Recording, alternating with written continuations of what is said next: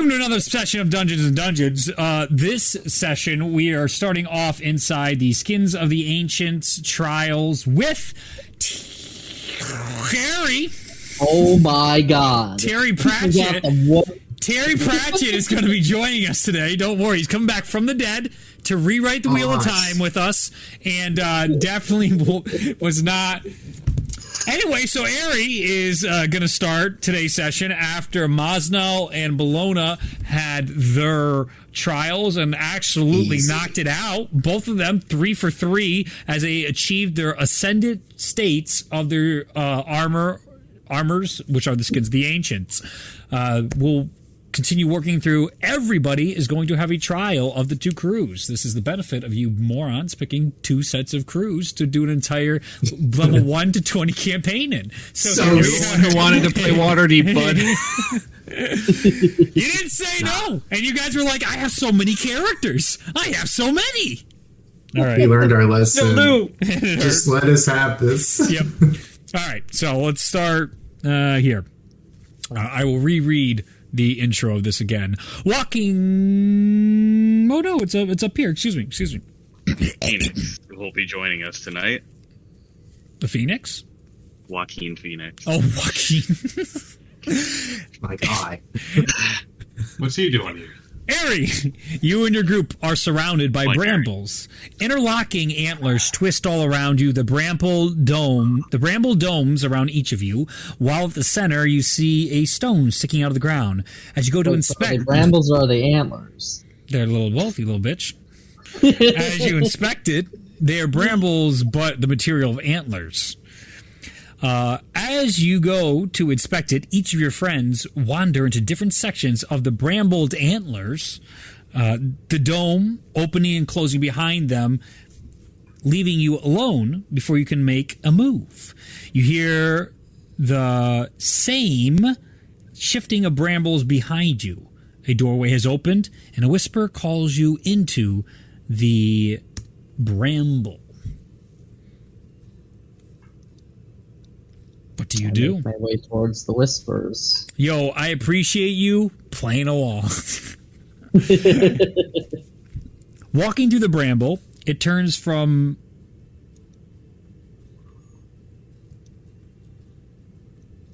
So, Apple loves to think it knows what I write, and it changes spelling on me. And it definitely changed it to a correctly spelled word, but one that makes no sense anymore in this context. So, I think I know what it was. Walking through the bramble, it turns from a wealth of colors of browns and greens to a petrified palette of whites and grays. The bramble appears almost sickened in its state. Grabbing a piece in your hands, it crumbles into ash. Above you, the bramble appears endless, covering the sky, but allowing the sun to shine through. The sunlight leads you to a clearing similar to where you started. Instead of stone, you find a campfire that has just been snuffed out, with 2 wood stumps beside it. What do you do? I'm gonna look around to see if anything catches my attention. Give me an investigation check. That is a 24. As you begin to search the area, Ari, you find some of the bramble that was reaching out was actually obscuring more of this camp. You find a modest bedroll there and a basket full of berries, roots, nuts, and next to the bedroll itself appears to be a bunch of kits. There's a first aid kit, a sewing kit, and it looks like pieces of paper just with tallies marked onto it, and it looks like there's been quite a lot of tallies marked. Of the other things, you see bags with looks like all sorts of garments, some leaning out of it, but it's, of decent size and shape. And the ground itself is this very, think about beach sand when it gets completely waterlogged and soaked, and it's like difficult to break that sand going down. But once you can like mold with it. But it's almost devoid of color as well inside this area.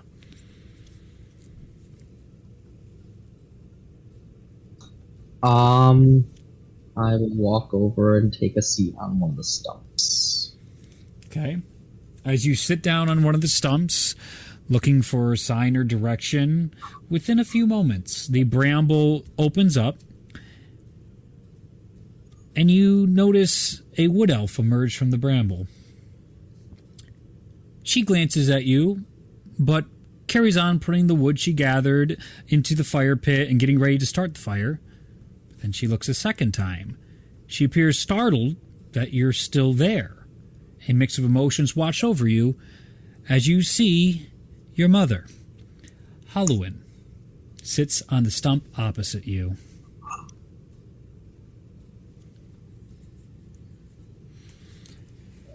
Hello, Mom. Are you for real? Is it actually you, Eri? I could say the same for you.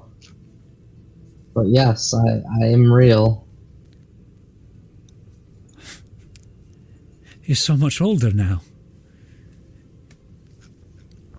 Some time has passed. Do you know where you are? Because this isn't Zenya, necessarily. I do not know where I am. It has been difficult to tell time. I've been here for I don't know how long. You can tell your mother herself has more wrinkles. She looks aged in time, her hair beginning to fade in its color, and quite an exhaustion is present in her demeanor and even in her eyes. I try to keep tally when the sun goes up and down, but it doesn't feel the same, and there's no way to tell time here like I'm used to. It's... What am I saying? I've had dreams of seeing you again, my son, and I've seen mirages and all sorts of maddening images that have been nothing more than illusions here. I find it so hard to believe it's actually you again. Well, there's been a lot of influence in the past few years by the chaotic god Melora playing a very close role in my life.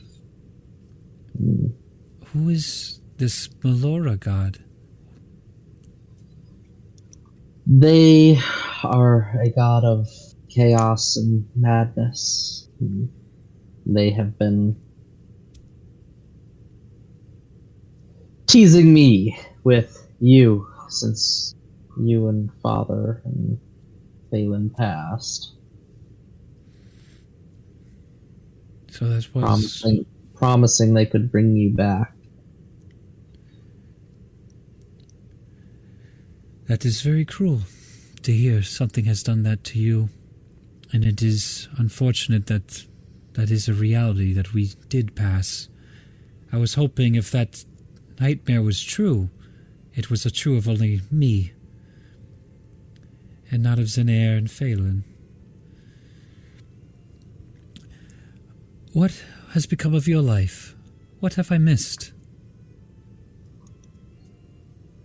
A bit too much to delve into in the current scenario. There's been quite a lot.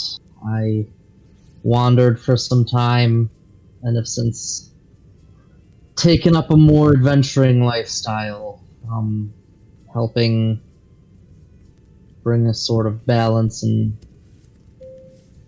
peace to the world, or trying to. It sounds just a little bit. It's a little bit more dangerous and chaotic than it was when you were around, and so I'm trying to make a difference before things change forever. Smile comes to her face. You always wanted to leave the world a better place than you found it. I'm happy to hear you're still doing that. And then you hear an echo call out into the area again. Your mother looks away distantly. The words don't reach your ears, but the noise itself does. It's distorted, difficult to understand, even if it might not even be the same language that the two of you speak. But she looks back towards you.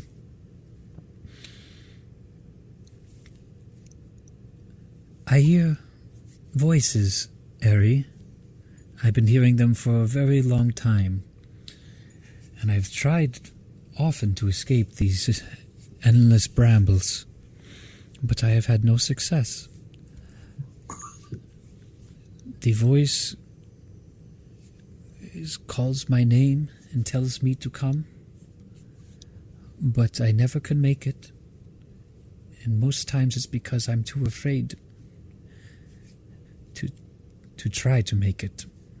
But even when I'm at my lowest and I try to push through, I cannot find my way. You have grown so much, and if it is you, and you have done such great things, what do you think I should do?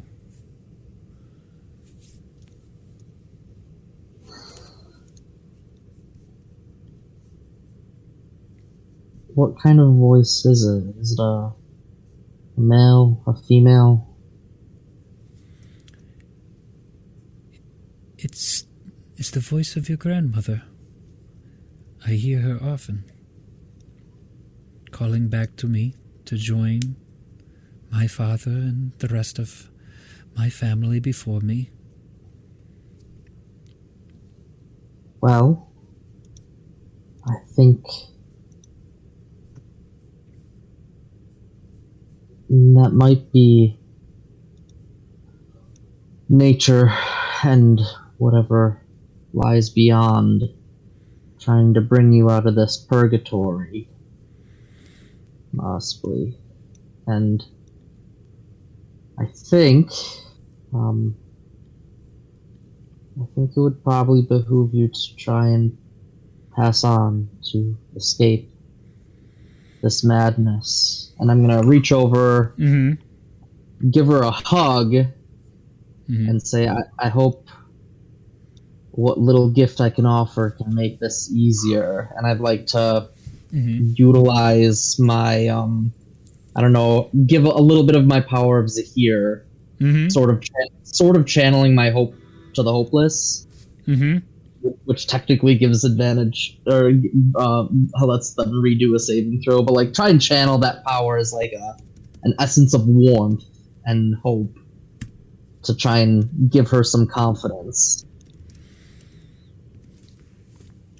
As you channel that power, you begin to see the glowing white and golds of Zahir, and the bramble begins to open a ways, and you can see the ethereal form of the stag wrapped between you, around you and your mother, who are embracing in a hug, and then starts walking towards the path at this. Her eyes grow wide at seeing such a display and seeing your magical ability on just in action. There's a smile, there's almost tears in her eyes as she takes a few steps towards the stag, then rushes back toward her stuff, and she starts going through the garments. And you'll notice she has made outfits for both you and your brother, but as she comes over, they were made from the last time she had saw you guys, so the sizes aren't quite right. Yeah.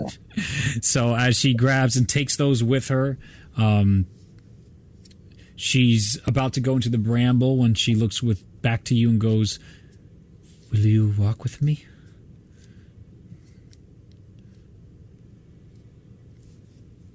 Did I get the intention from the stag that it was like giving me my path forward, or that it was opening a path for her? Go ahead and make an insight check. 11. 11. She's taken a few steps into the bramble, and it didn't immediately close behind her like the rest of the bramble has from your friends. So potentially, it's a judgment call. So what I'll do is I will take the clothing she gave me. Is it just like a standard like long sleeve shirt? Yes, these would be your normal undergarments, and even invoke some of the colors that, like, what your favorite colors when you were young. She always made those for you to wear. As you recall, she was a seamstress, and she always tried to make you guys elaborate outfits, even though you didn't have as much money as some of the others. What I will do is I'll say, wait just a moment.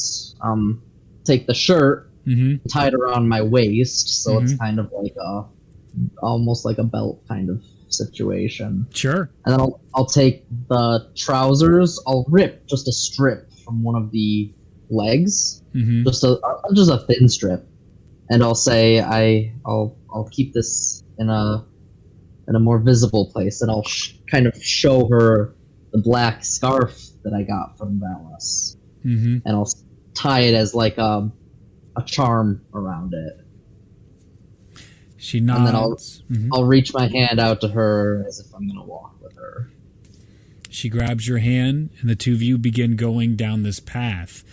And as the two of you walk, the brambles, where they would, like, you can see your mother even freeze up at times as the brambles come out in areas that might have stopped her in the past. But with your presence, they recoil as you there's this continuous almost pressure that's about to come down on the two of you, but just as it gets to that range where you're almost uncomfortable, it then recedes. You can see the worry on your mother's face as clearly the sound is getting louder and louder until you guys eventually come at the mouth of a cave. Your mom, you can feel her hand trembling in your own as she stares into the cave. And she turns to you and goes,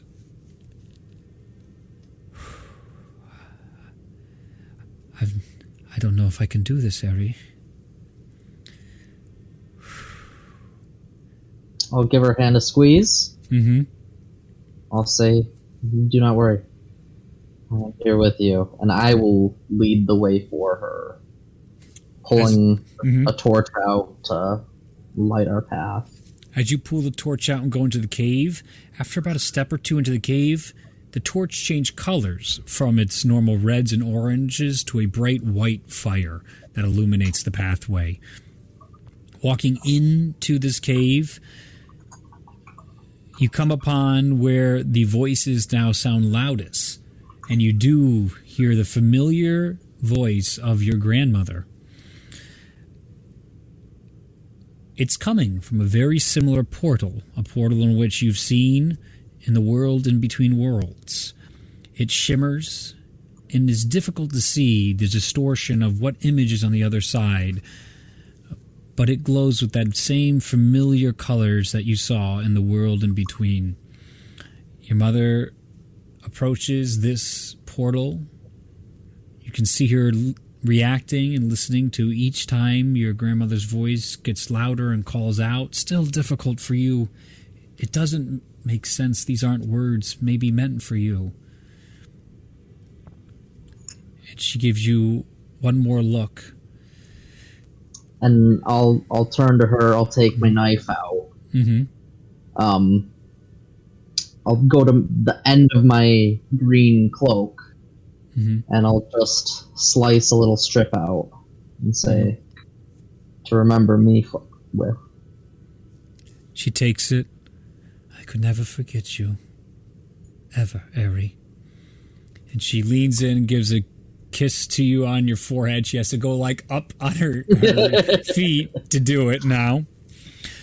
But still elegant, despite all the exhaustion and the adrenaline rushing from finally finding the source of the voice. She walks through the portal.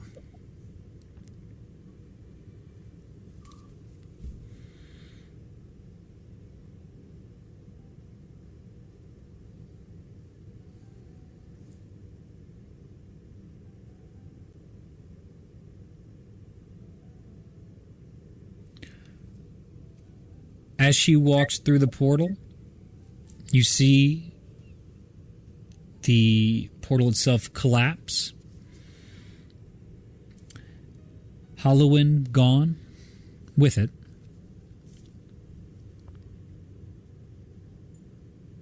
A silence settles. Your heart begins to slow at the encounter. And then inside the cave, you start to hear the clinking of metal against stone. They sound familiar. Sounds of a wet wheel. It causes you to wander in that direction. Inside the cave, yet another fireplace blooms. The smoke carrying out to sights unseen. Some sort of chimney has been fashioned inside here.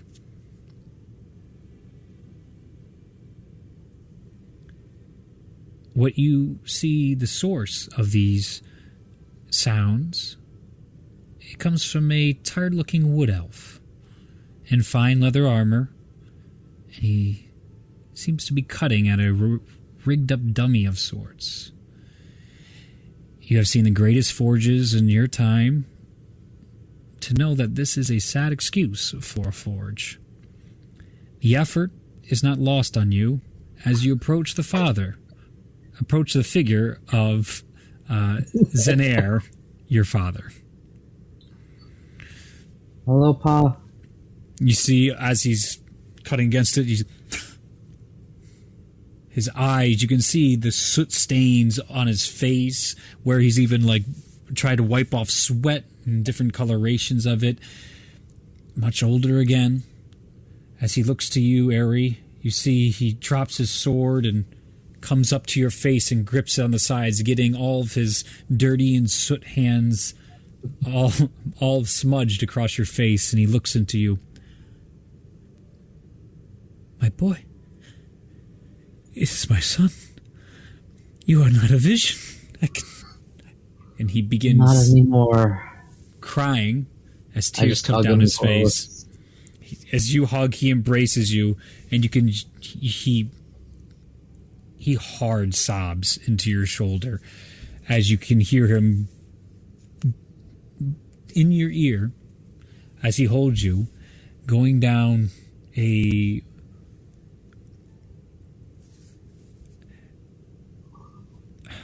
train of thought that rushes out of his mouth. I could not protect you. I couldn't protect you or my mother and those terrible people, the bandits, and I wasn't strong enough, Ari. I'm so sorry. I wasn't strong enough. As he continues to hug you tighter. Mm-hmm. I will just lift his chin. I'll wipe away a tear, and I'll say, "It's okay.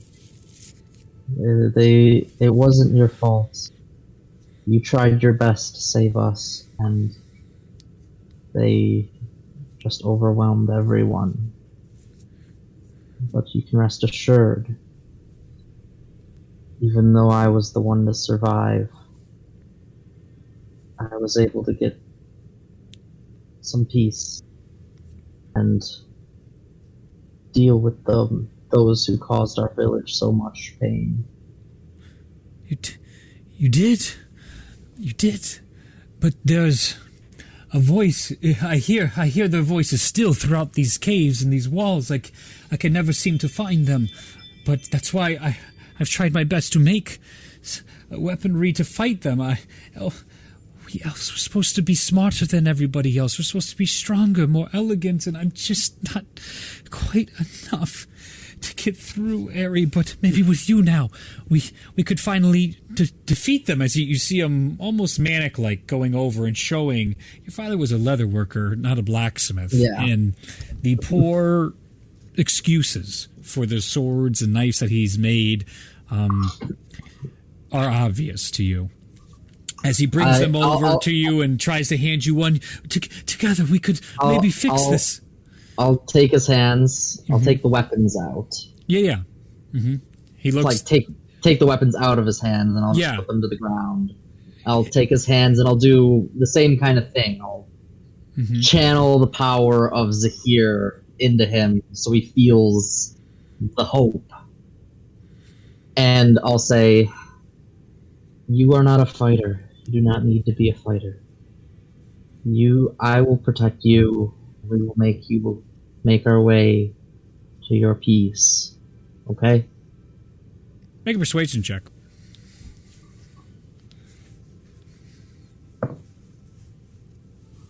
$17. Or wait, no, 18. All the difference.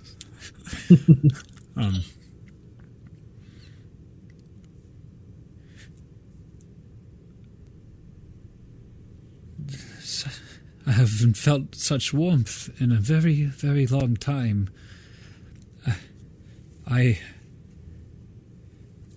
You're right. I'm not much of a fighter. I am tired. I've worked so hard to try to be enough for you and for Halloween and for Phelan and for you, Eri. I should have been better. You were plenty. I have grown into a powerful man. A powerful elf. As I hope you would be proud of. I'm trying to bring some peace to the world before everything changes for good. That's the influence you've given me. Let me start that path and shape who I have become. You always knew I hated bullies. I've been able to channel that, as you always taught me. Take down the wicked who abuse others and try to prop up those being taken advantage of. Let me do that for you one last time. His eyes begin to water, and again he goes, Eri, I could not be prouder of the son you are to me, and I could not be prouder of the man you've become. He'd probably say elf, actually. I corrected myself as well. Yeah. The elf you have become. Come, let us make our way. He nods. And as you begin to walk into the gate... I'll equip myself with my short sword and my dagger. Annoying. He begins guarding you. That's annoying. You should go unarmored and unhanded. As he guides you towards the voices, you begin to try and listen for them. And as you twist and turn, the walls of this cave begin to move almost like the cave is alive. But eventually, you do come upon the voices this time. And as your father behind you, he seems to be getting more and more exhausted with each step, and he's falling into your arms, and if he has to keep him steady, he finally goes, there it must. And then you can see toward this opening of the cave, there's a fire pit, and there's 3 different Kenku, each on different sides of the fire, and talking in voices back to one another, saying things back and forth as they're fighting over what piece of fish that they have in front of them. At your presence, they scatter and they go into these holes in the ground that instantly close off, and your father just looks almost dumbstruck. It wasn't them. It's not them. I wasn't. Just take a moment and listen. And I'll listen to him, listen with him. His breath begins to shorten as he puts his hand against the wall, and he then sits down onto the ground. And as he tries to listen out, you can see him. He goes, "Oh, Harry, I'm just so tired. I Not quite yet. And I will sheath my short sword, take my hand, and guide him so that he can piggyback on me as we make our way deeper into the cavern. As you do, he nods off, and I need you to make a survival check. As you can feel the weakness of your father growing and his life draining. 11. 11. It takes longer than what you would have hoped, and then your father begins to decline rapidly. But just as you feel like your panic is starting to build up that maybe you didn't do the right thing, maybe this wasn't what you were supposed to do or guide, and maybe you overworked your father, it was too much too soon. You finally make another turn. And in this portion of the cave, you can see a bed of oversized, I would say, leaf petals, all laid out, green and lush, in complete contrast to the grays of the cave and the still sand-like dirt underneath your feet. Everything else is devoid inside this chamber of anything else remarkable. It almost seems like a nest of sorts in the center. I'll make my way over to it. I'll help him down off my back, and I'll say, "Here, let's take a rest." You see, he goes, "Such a good boy. You've always been such an absolutely wonderful boy, Ari." He lays down and goes and looks up to you. "I love you so much, my son. I am so proud of you." I'll smile. I'll clasp his hands. I'll say, "Love you too, Pa. Now get your rest." He closes his eyes with a big smile. And consoling your father, his breath begins to slow.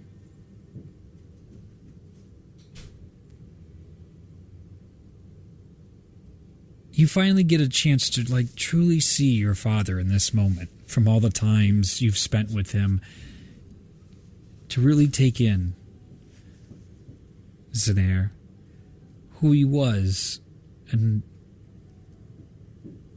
the things he did for you and your family, and how even after in death he was still trying to do more.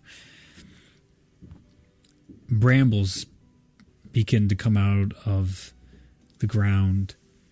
Just holding his hand as the brambles are coming, exactly like I am right now, just right up against my mouth.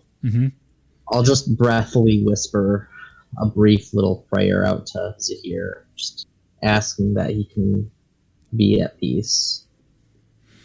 As they continue, these brambles, though white, a familiar gold and white glow happens underneath them, as you can feel finally your father's hands slip out of yours as it was the last thing sticking over the bramble.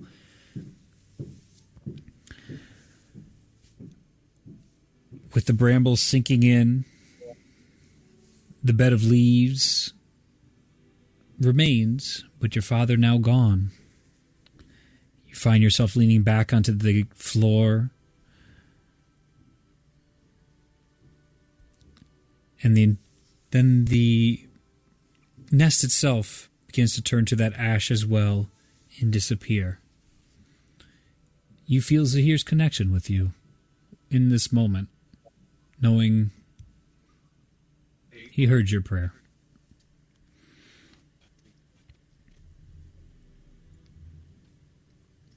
Sitting for a time reflecting in the cave, new white bramble grows out from the ground.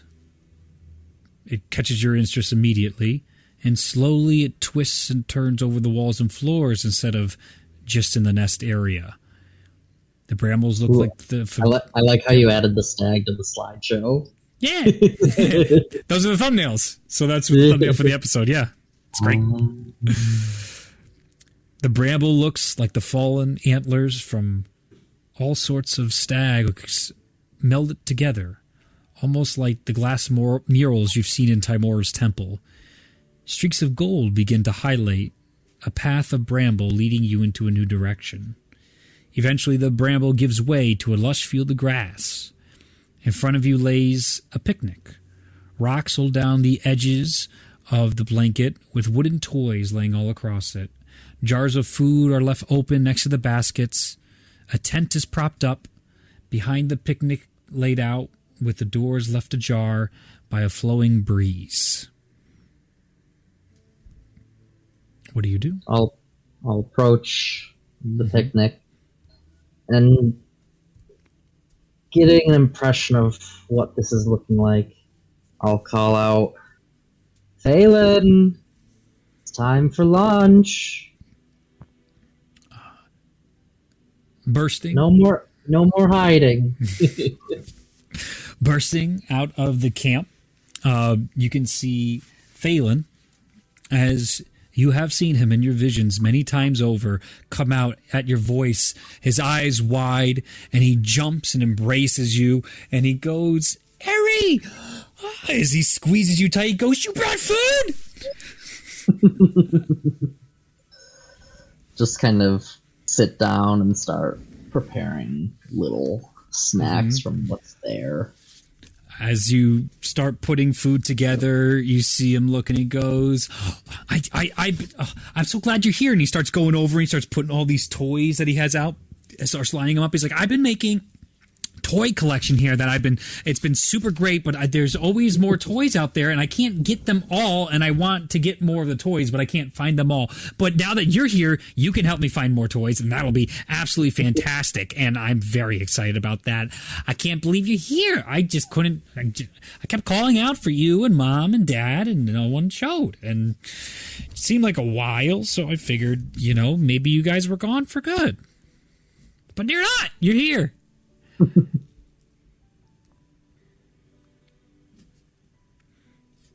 Do you recall the times we've spent that the entity above allowed us to spend, or has it been since our house that you last saw me? The last thing I remember was you trying to get me out of the fire. Okay. And I thought you did, but I just remember being so tired and everything hurt. I couldn't breathe. Well, let's not think about such things. Let's have a nice afternoon. Yeah, as he gets closer to you, and just the enthusiasm and excitement inside his face is overwhelming. As the two of you sit together, you can tell time starts to go fast as your brother rambles on all sorts of childlike wonders and interests, to the point that it starts to actually bore you like it used to. Like, what are you even talking about at this point? He is an overwhelming child to you at this point. And he just seems to keep going.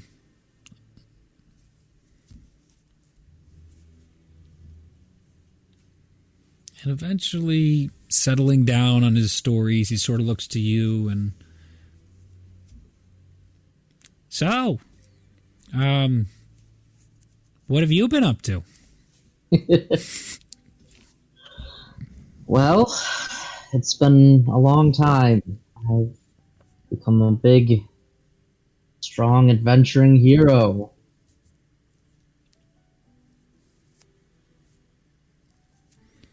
That's so cool. Wow. So I found all these cool adventuring heroes too. And I was... Oh, here, I got to show you my toys. And he runs over and he brings over these wooden toys to you. He goes, these are the ones I've been looking for. And as he begins to lay them out for you, they are wooden carved toys and with very modest staining for colorings. Go ahead and make a insight check. Or a perception check. Perception check would be better.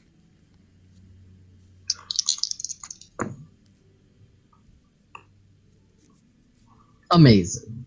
27. 28. It's very, very difficult to overlook the likeness of each of his toys, 8 of which resemble that of Ulazal, Ralia, Tellius, Tyrion, Ignatius, Charnook, Mosnell,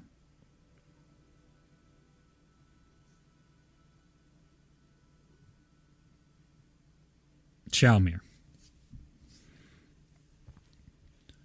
As he shows you the toys, he goes, I've been playing all sorts of awesome adventures with them all, but I got a feeling that there's more. There's got to be more to this collection, and I just can't find them. You're missing 2.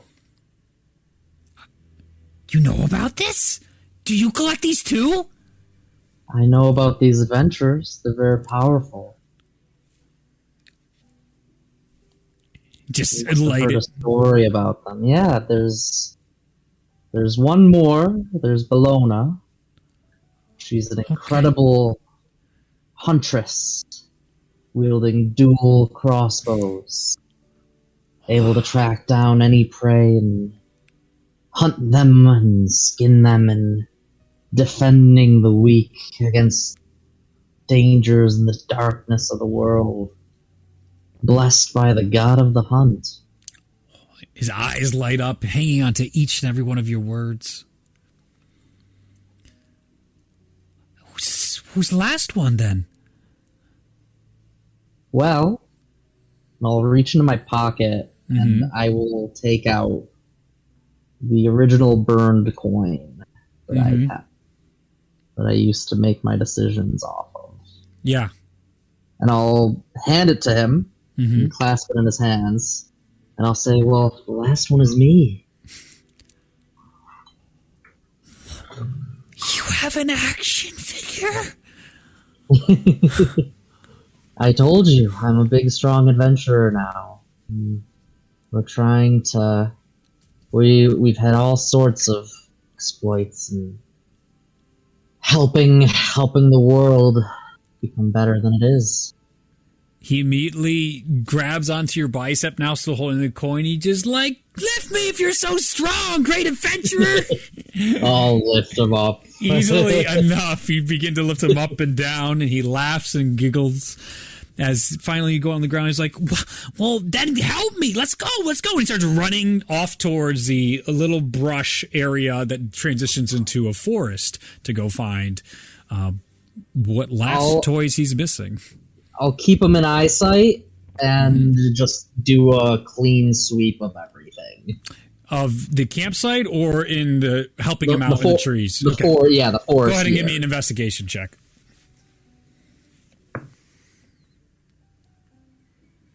27. Okay. I'm sorry, the DC was 30. Ooh, looks like another portal's opening, bitch. Oh, time to let out the next BPE cheat for campaign 2. Again, Just cleaned up this mess. As you begin to look around, you find up in a tree, nestled up, hanging on to like one of the branches, you can see a familiar outline of a Bellona-looking wooden action doll figure. And as you're seeing your exploits, you can actually see a brambled portal with the same familiar gold, and it's almost like it's sitting on top of a pedestal, but like a well that has been stoned over the top.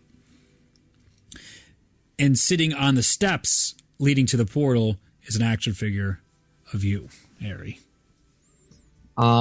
First, I'll get his attention. He looks over and I'll say, hey, look at this. And I'll just do a very flourishing scaling of the tree.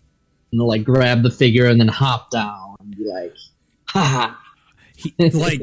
like children, he throws whatever the hell he found out of his hands immediately, starts running towards you, and as you do that flourish, his eyes light up and explode, and he's just like, how did you climb trees? You are magic! As then he goes to grab Bologna out of your hands. And I'll say, hey, hold just a moment. Huh? I'll rush back to the camp and I'll collect all the other figures. Yeah. Get like a little wrapping of cloth so they're all wrapped up and tight, and I'll bring it back to him. Yeah. And I'll open it up and I'll say, here. We're one away now. He's so excited. He's like, look at them all together. There's something so great about having a complete collection. And then I'll lead him towards the well I noticed in the portal. Okay. As you get over there, you see him start to furrow his brow as he comes over, and you hear him go, oh, I hate this area. As he tries to, he starts to pull away from you and slow down as you walk closer to it. I'll say, it's okay. I'm with you. I'll keep you safe.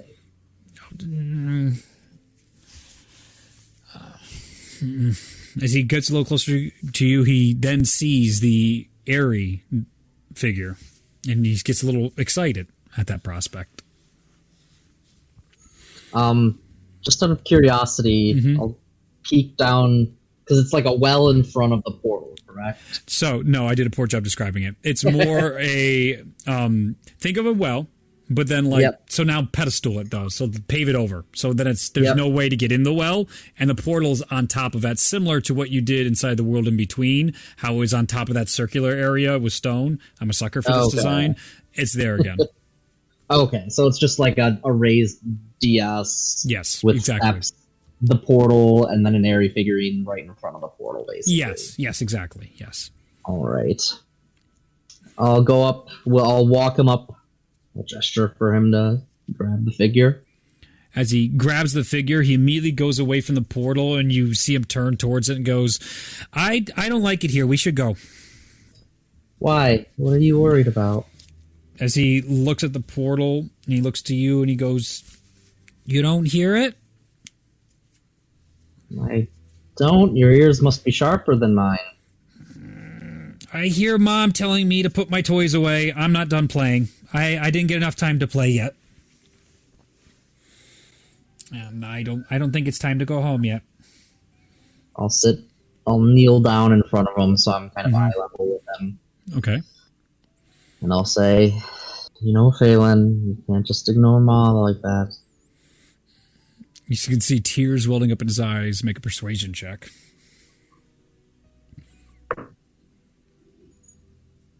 18. He takes one hard step to run and then stops. And he looks at you and he's like, do you run really fast too? I think I run a little bit faster than you. Puts his head down, and he has his whole little bundle of action figures. He's looking at him right now and looks back up to you. It's not fair. You get to play more. I've got to go back to work, actually. I gotta go save the world. That does sound pretty important. But I need you to go see Mother and Father. They're worried about you. They want you to be safe. Okay. I do miss them. You keep that coin for me. Keep it safe. He looks down at the coin now, holding the sack with the other hand. And as you notice, as he flips in his hand, it is no longer burned on the other side. The coin actually seems to have the symbology of the stag on it now. And he nods his head to you and goes, okay. And he begins to take some steps towards the portal, but then he rushes back to you immediately and gives you a big hug. And I'll just hug him real tight, hold him for a good 20 seconds, like a long hug, and just say, I love you so much. And you hear him go, I love you too. Your brother's familiar smell makes your heart flutter. And taking his toys, he walks through the portal. The portal's colors fade as he passes through. You watch as the portal's archway crumbles to the ground, revealing an ethereal stag behind it.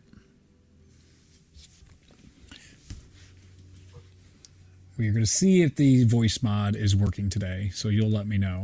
Do I get to hear Zahir? Oh my goodness! It's not No, you get to Zahir him. Oh!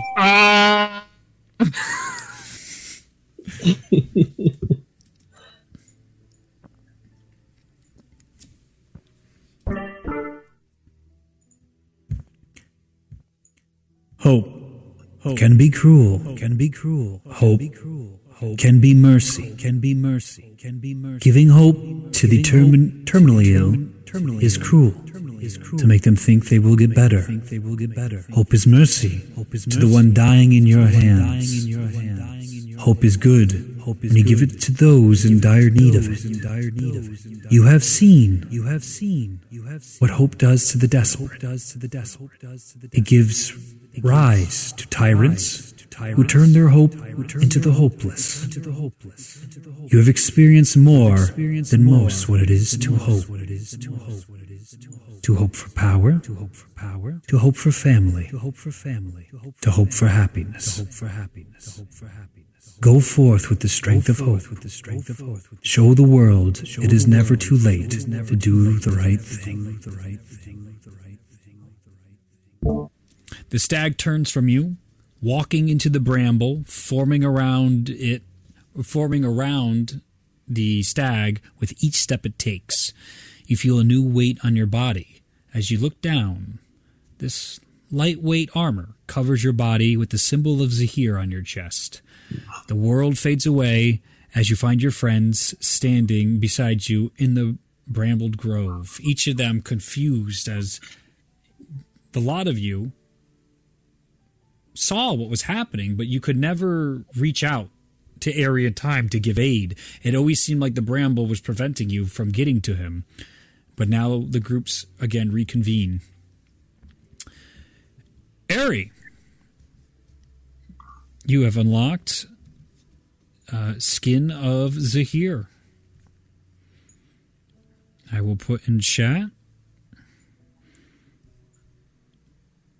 the description. And Reed. Yes. I finished making my thing, but one question. Yes. Just for clarity, the DCs on the D4 for hollow points, those are all con saves, right? Yes. I figured. So Yes. Thank you. Yep. All right. Hunter, I can send you mine if that's helpful. We could, oh. Yeah, let It's me, in the ass, The dude. first thing I saw was the first description on the Exalted, and I was like, he knows what I need. okay, let me read it out loud. Don't read ahead. Chosen. +5 to every initiative roll you have. The same, activating this armor sends you to demigod status. You may now use any item that requires a god status. That includes the Orbs of Eternal Harmony and Creation Gems. Your speed is changed to 150 feet per round. You may climb walls as fast as 60 feet per round. When climbing, bramble forms under your feet, allowing you to stand on vertical walls now. Removing the armor requires a con saving throw of DC 25. If you fail, you suffer extreme exhaustion, becoming mortal again and dying. On a successful save, your HP is reduced to 1, and you have 4 points of exhaustion. Exalted. You can't be exhausted. You always apply sneak attack damage on hits. Once per day, you can make a stealth check to draw all attention away from your allies. If your stealth check beats the enemy's insight check, all your allies have advantage on their rolls for the next round. You must expose yourself in the open to use this benefit of drawing the enemy's attention. Ascended. Once per turn, you can give an ally double damage for the turn. They must hit their attack for this to work. If a character would die due to a failed saving throw, you can use your reaction to instead stabilize them to 1 HP. If you would die, instead you can regain your hit points. You can regain your hit points in total. Every damage you do, though, takes away both your hit points and the enemy's hit points when you're attacking. All their damage dealt to you, you are now immune to during this state. When you fall below 0 HP, you die. And then when you apply sneak attack damage, use D12s instead of D6s. What? That's a lot of damage. Oh god. That's a lot of damage. D12 instead of D6. Just for clarity, Mhm. my sneak attack guy is 10d6 per attack. Now it's 10d12 per Easy. every attack. Not once per round. And Kageyumi. Welcome to the glass cannon. We in the end game, boys. You're gonna kill yourself with made that it. during your second life. Yeah, you might, which is kind of hilarious, but you know, what are you gonna do? With one attack. Yeah, you're gonna instant. Oh shit! Does second chance apply during his second life? No. Okay. Because he's getting fuck. immunity to damage. Yeah, All right, that's wild. you gotta get. Or the I could just not attack and just keep everybody alive. Just That- double damage, dude. It is an option. But that's lame. It is lame, and obviously immunity to everything. Maybe not the creators of space and time. That is out there. They might bend some of the rules. But you can cross that bridge when you get there. All right, so let's read the next thing. Hunter, I can send you this, and hopefully Okay. it's helpful. At least for the first portion. I have the formatting pretty solid. The only thing that's not functioning right now is some of the text for whatever on mine is just broken. Yeah. You might be able to find it as a template under the creator anyway if it's already shared and created. Yeah, I think Ooh, I good should point. be able to do that. A chill runs down the group's spine. Winds blow away Oh, no. the world around you, their images turning to dust. As you look to one another, you find everyone to be a child. Each of you appears to be maybe 7 years old, 8 years old. The initial confusion is enough to distract each of you as orcs grab your friends, stuffing them into sacks and hoisting them over their shoulders. When the orc reaches for your arm, Shalmir, it recoils, howling. Your skin is cracked, burning with the orange fires of the Mountain Lord. This village you once called your home stands before you under siege. Will you let it fall again?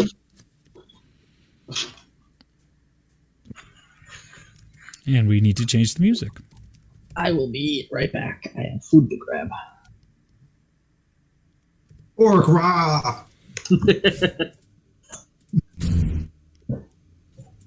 There we go.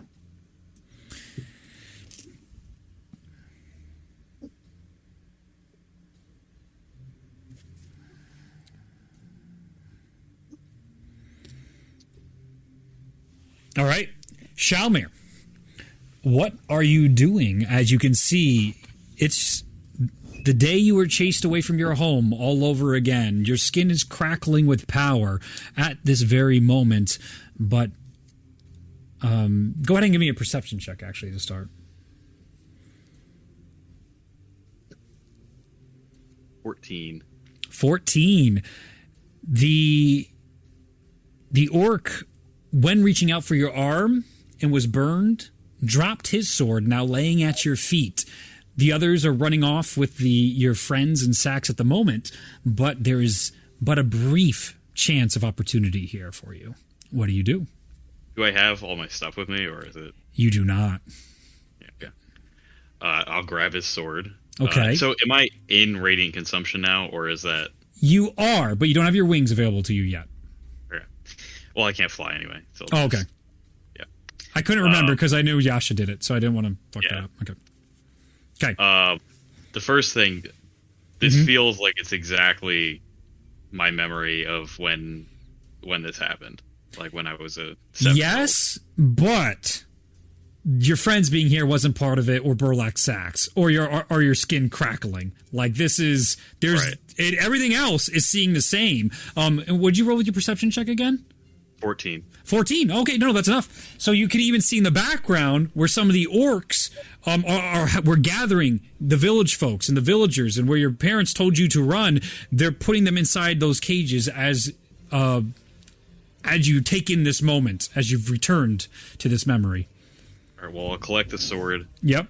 Grab it, get ready to run through, and I'm going to attempt to cast message or sending to I can't even remember his name. Yeah, you gotta get it up, don't you? Don't you? Mr. Ironbeard. Yeah. I can't Ipso. remember his first name. No, Ipso's No. not alive yet. Nope. Ipso's very, very young. Compared It to Shelmer. is Radnir? No, that's not. No, that's your father. That's your father. Yep. Oh yeah, the music's right, baby. Here we go. I'm gonna find it here in a second.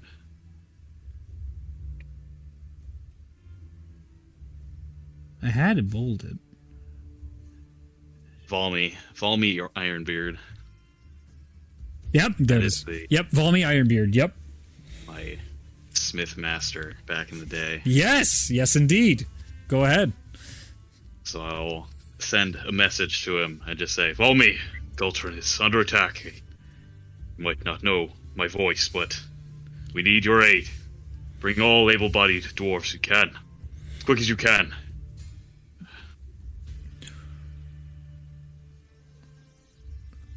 At once, young man. We have been looking for this very moment. And immediately cuts off. Yeah, I'm running to the cages if I see them. Go make a dexterity saving throw as the orc has now recovered and goes to grab you again. Now, seeing you took his sword, you see him go like, I knew you're not getting away. As he reaches out towards you, dagger in the other hand. Yeah? It's a 5. 5. He grabs onto you. His hands burns a little bit. He's going to take an attack roll against you. Do I have armor on or no? Nope. I don't. No, so your AC right now is just 10. That's a natural 12 plus 2 for the dagger. Let me just lower that a little bit. He takes the dagger and plunges it into your back. You're going to take 5 points of slashing damage. You can feel how weak you feel. Of your HP, that is half. You go from your 10 HP to 5 HP in this moment. All right. As he stabs out of you, what are you doing, though? He has you. So you failed the dex Going save. for his head. Yeah, go for what? Going for his head. I'm Go ahead. cutting his head off. Go for it. And this is just like a normal sword. This is a +2 sword. +2. Okay. I think I have a +2 something I can use, actually. Yeah, that's +2. Ignore the what's actually hitting here. 21 to hit. 20 easily. As you hit, the sword goes up into his neck and cleaves the head straight off. Clearly a magical blade that the orc was using against your people. With that, you see a bunch of other orcs look over and go, "Ugh," and they start motioning towards you, and they all start trying to converge on you. What are you doing? If I'm still hurt, I'm really bleeding right now, right? Yeah. All right, I'm gonna cast Death Ward on myself. Yes, it does work to easily. And you can see from the cages now, a couple of the familiar faces of your village look to you and they see you've taken one of them down, and you can see them going, "Run, Shalmir, run!" What are you doing? How many orcs are looking at me right now? 2 are coming towards you, others are still pillaging. There's still like 40 or 50 of them going throughout. And the other ones, you still have an eye on the ones that just made it into another house with all your friends in the burlap sacks. Yeah, I'm going for those 2 immediately, taking 2 swings. Go for it. And as a bonus action, I'm going to use my spiritual weapon. Go for it. As you reach deep into yourself, recalling your bond with the Mountain Lord, sure enough, the anvil appears as your spiritual weapon. as relief. 23 and hit your 20 for the attacks. Both hit. The blade pierces into them before they have a chance to bring their blades down onto you. You go right into one of the chests, piercing their crappy leather armor with this one, and then slash across the other individual as he staggers backwards. The first one falls down to the ground. The other one's still standing as the cut is hurting as he's recovering from the slash. Spiritual weapon comes down on him. Yep. What do you got? Let me get up to it. Where is it? It is... There it is. 14. That is enough. It's almost like we're at like level 1 gameplay again. As the spiritual weapon comes and you see he looks up and it's almost comedic and completely confused as the smashes his face in as he tumbles to the ground. You have a brief respite as you can see more people in the cages here from the village begin to look towards you and go like, show me how we... What is this? What are you doing? So I saw where my friends went, right? Yes, you did. Into like a tent or something. One of the houses that they're sieging. Wow. Basically, you're the equivalent of like your meeting. It's not a town hall. Your village was more modest than that, but it was the equivalent of a town hall. Is there like a pillar or something, like an obelisk or something, like a tower of some sort that I can climb? Give me a perception check. Oof, that's so bad. 4. You know for sure there's a watchtower you used to frequent, and your dad promised you that when you were old enough you'd be able to train here and be a part of that to help keep the town safe. It'd be part of your responsibility. But the fires on all the rooftops right now making it very difficult to see over that smoke rising off them which direction that tower was at. Okay, so then given that the people that are being thrown into the cages right now, are they being like, they're just in the cages, right? They're not being hauled off yet? Nope, they're still in the process of capturing, so the orcs aren't even paying attention. All right, so then for right now, I'm just going to go into the building where the town hall kind of sort of thing. Okay. Just try to peek in real quick, not like burst in, but just see if I can look in real quick. All right, as you peek into the area, you can see the orcs inside here looking at each of the putting like shackles on your companions that are all children. Seeing a Minotaur Charnook, 7 years old, jarring. Tullius, shit-eating grin. Charnook, visibly crying. There seems to be quite a heavy presence inside here. 4 or 5 different orcs, as you can hear when the leader's going, "This'll get them in line. We've got all the children. We won't have any issues with cooperation out at this point." It's probably about 5 or 6 orcs inside here right now. A bit overwhelming to just go in there on your own. What's that? Perhaps.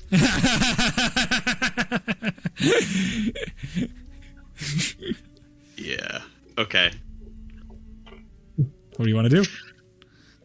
Shalmir is going to open the door, send his spiritual weapon in at whatever orc looks the weakest. Sure. And make an attack with it. Go for it.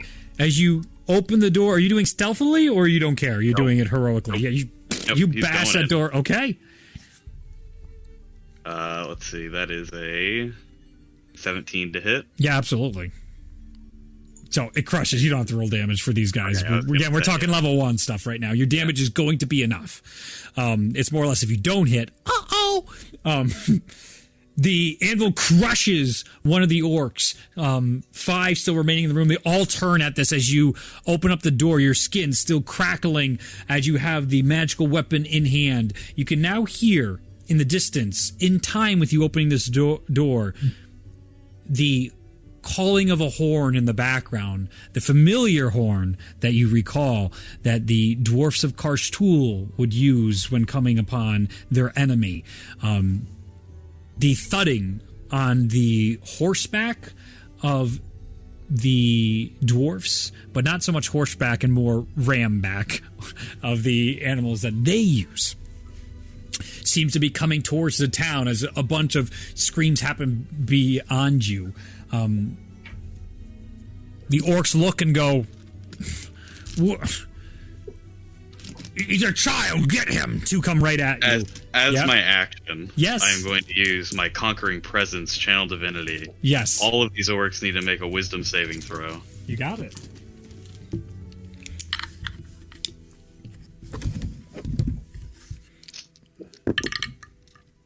Oh, jeez.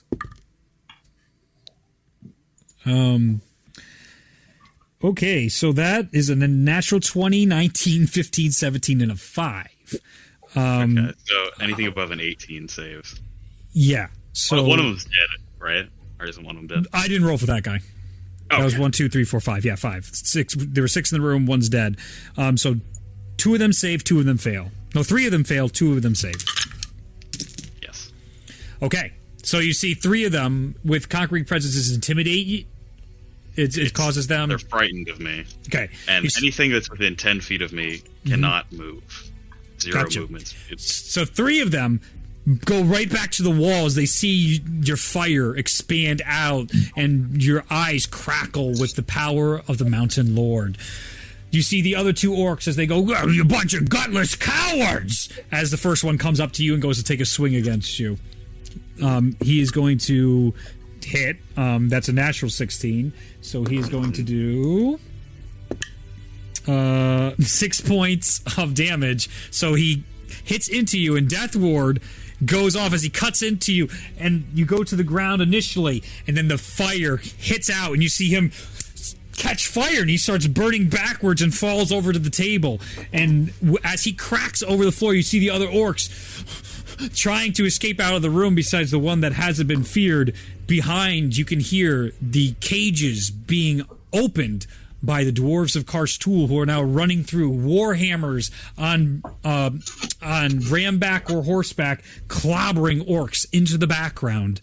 As you see the last one in front of you, you see as he looks towards you, and the situation slowly losing control, he goes up to grapple you. I need you to give me, was it athletics or... yeah, or acrobatics. Acrobatics. 25. Natural 1. On brand. This dwarf music. Little.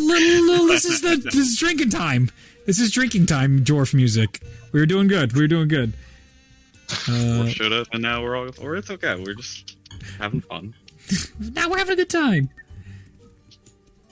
Don't worry, I got you.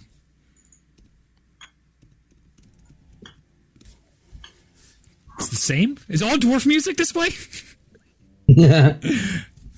All right, so as he goes for the grapple, he's not able to lock it in, and you're able to push him off to the side. But as you two struggle, he grips your arm and pulls you through the door. You're, again, not grappled by the individual, but as the two of you crack through the door in this confrontation, all your friends looking at you, I would say...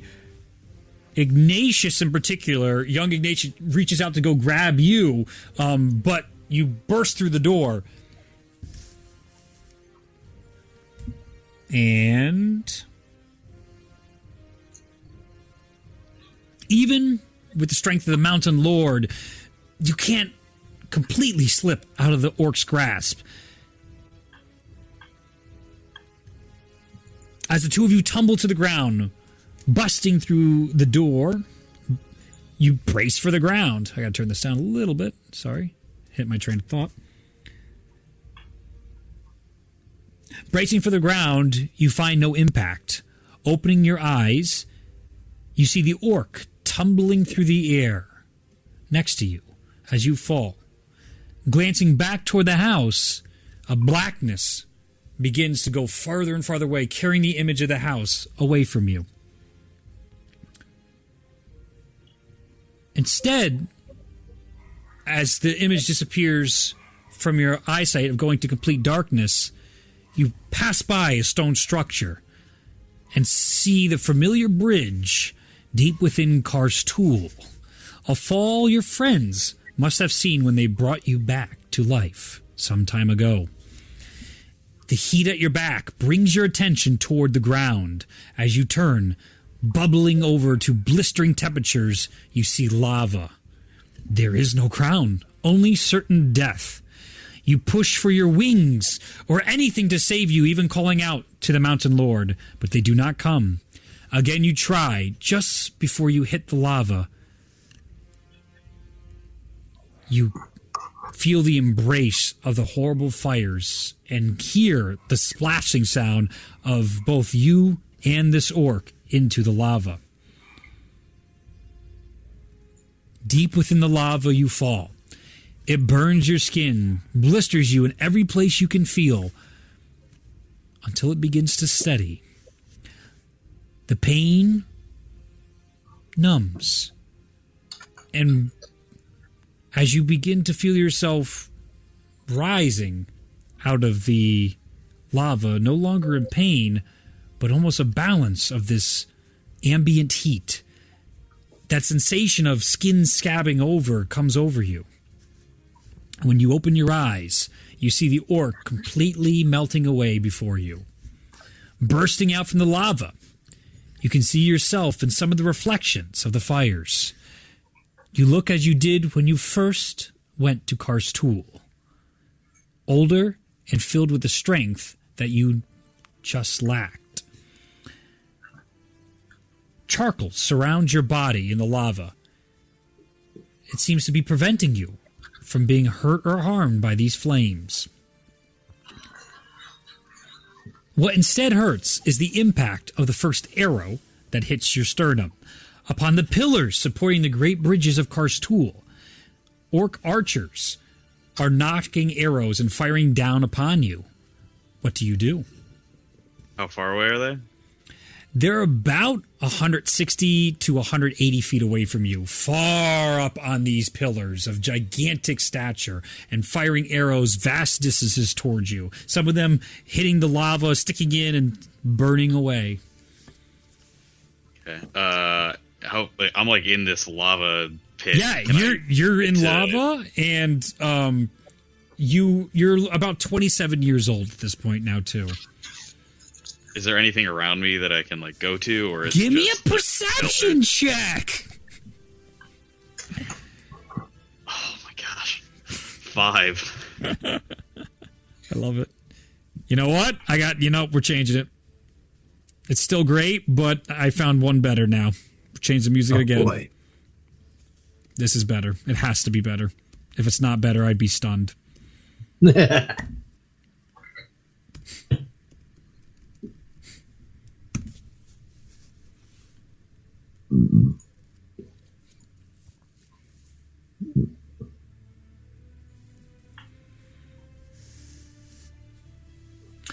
As you look around, it just appears to be these endless walls. You stuck at the bottom of this lava pit. Nowhere for escape. Nowhere for a chance at life, a chance to fight back. You reach out for even your magic right now, and it seems to even fade from you. At this point, it's you feel alone for one of the first times in a very long time. What do? What are these pillars made of? They're just like stone pillars. Yes, stone pillars high to the ceiling.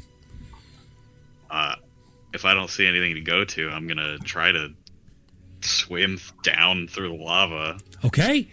As you swim down into the lava, you burst through, and you can see this warm, glowing ball of energy underneath. You feel, again, the Mountain Lord's connection calling you towards it. What do? Try to grab the ball, or I don't know how big it is, but... Reaching towards the ball, you grab into it and give a short prayer to the Mountain Lord. Your hand finds weight, and instinctively you pull from the lava a brilliant, shining warhammer. Deep within yourself, you feel a new connection to the world around you, something calling out to you, something encouraging you. Do you follow the Mountain Lord's call? Well, of course.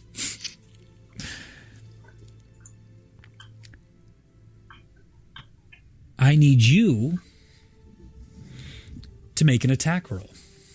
Just roll a d20, add your strength modifier. And 10? Mhm.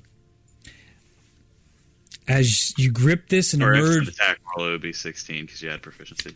Oh, yeah. Okay, 16. Okay. But as you emerge out, you can feel the Mountain Lord beginning to guide this new connection in your mind. As you reach out to the world around you, you feel his connection in the mountains, in the rock, in the world. And you can feel a tether to that connection. And you pull it towards you. And in a swift moment, almost like this muscle memory that has been burned into you from years of practice, in that moment emerges this ball of magma-induced rock and fire, and you take your warhammer and you swing, connecting with that magnetic ball full of heat and metal, and launch it towards an orc. It has an additional plus 10 modifier for a 26 to hit. Far off into the distance as it just... and one archer falls down. There are more archers. You have just unlocked the ability called Swing Away. What this allows you to do is summon magma from within the earth, and you make a ranged attack at creatures at any distance under 300 feet. I think I just invented golfing. Go ahead and make some more attack rolls. Yeah, I'm going again. As arrows begin launching down on you, I will start rolling for the arrows. That's bad. 14. So it's a D20 10. roll, strength modifier, proficiency bonus plus 10 for the weapon. Okay, so 20. So 20 then. Yes. As you send out another one, you see it arc and just... and you can watch as the orc and the platform it's on crumble down into the lava below. And as one arrow comes and hits you right in your neck for a natural 20, that is going to do... Before I did this, I felt Yes. like I had points left, right? Like I Yes, you I would have did. healed, but I Yes. didn't, so- Yeah. No. I was just getting to that actually. You feel your HP is now increased to about 40 HP. Unfortunately, with that crit, that is 10 doubled to 20 points of piercing damage from the first arrow of a successful one, and another misses. Your AC with the current charcoal around you sets you at a 16. So one more arrow is going to get through. I have a 10, 12, and a fucking natural 2. Joy.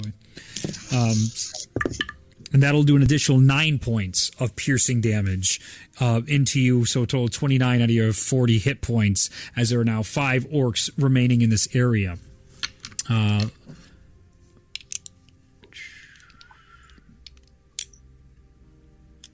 Okay. What else are you doing? I guess I'll bonus action mass healing word because they don't have normal healing word. Yes. Let's see where. Let's do an 8th. They're not 8th, 5th. Actually, that's probably better. Enough, maybe. Yeah, 12. Okay. Okay. And then I'll take my 2 attacks. Go for it. As you come out swinging again, you almost start to get the hang of it, even popping it up in the air and taking a batter-like swing as you crack one into the distance. 27. Hits as it crushes another one of the orcs as it falls to the ground. 19. Hits as it crushes the other one as he falls to the ground with just 2 orcs remaining. They shoot their arrows towards you. No, 3 orcs. 3 orcs. They're not... one's going to hit. The others were miserable and under 8. The arrows stick into the lava, and you even bat one out of the air with the warhammer. That'll be 2 points of piercing damage as that sticks into you, or slices by rather, as you go again, and you can all start to feel this warmth behind you echoing inside the walls, calling out to you as well. 24 hits as another 36. 2 more fall, but one orc remains as he looks side to side and is now starting to try and figure out a way to escape. That's a natural 1. So, arrow just not even looking at you, Arlie just fires in your direction as he's trying to find a way of escape. It's your turn. It's another 36. Hitting the last one falls into the lava, and you can feel this presence of the Mountain Lord with you. Turning behind you, you can see this carving form in the wall. What was once a flat surface almost looks like a target formed in dwarvish runes behind you. What do you do? I'm gonna try to hit the target with the magma ball. Go ahead and make an attack roll. Practice. 31. Cracking into it, you find all these. The wall gives way, and they fall into the lava pit that you're in, boulder after boulder to the ground. When the splashes of lava settle, even putting your hand up, it encases you, and intuitively, you know you should be getting a death sentence. It passes over you without harm. As you look up, the rocks have now fallen in such a pathway that it almost forms like a bridge up into an area where you can see a tablet with inside the wall, similar to the very tablet you once etched in your commandments to all those years ago. What do you do? Can I read it? I'll say, as you look toward, like, it's still far away, so you gotta go up towards it. Do you go up towards it to read it, or are you trying to read it from the lava? I'll get a little closer just so I don't have to, strain my eyes. As you get a little closer towards it, instead of seeing the runes you're familiar with describing you are, instead you see a handprint on it that looks like it's glowing. Each of the handprints fading, just like the embers of a fire comes in and out. What do you do? I'll get closer to it and just be wary if anything jumps out at me, looking for any orcs. Go ahead. Make a perception check and a stealth check. And I am not wearing heavy armor right now. You are not. Okay. Actually, as you walk on the steps, the charcoal begins to fall off you back to your normal undergarments. It's a 9 and an 11. A 9 and 11. 9 Okay. Stealth, 11 perception. You go as stealthily as you can, but your feet clatter against each of the rocks as you have to do a bit of a jump to each one. It's not a perfect path. And with the continuing lava beginning to fall, the bridge above begins to crumble. The towers begin to fall as now that charcoal has abandoned you, and you can see the waves of lava begin to surge up, and panic starts to build up on you as you can see this tidal wave of lava slowly making its way towards you. What do you do? Can I try to run up to the hand tablet? Absolutely. Give me an athletics check. As you hopscotch your way up to the tablet. 26. You make it up in time, right up to the tablet. The wave is you still have a bit of time with such a great roll. You masterfully jump from stone to stone to right to the tablet. We can see this handprint. I'm going to try to place my hand in there. Mm-hmm.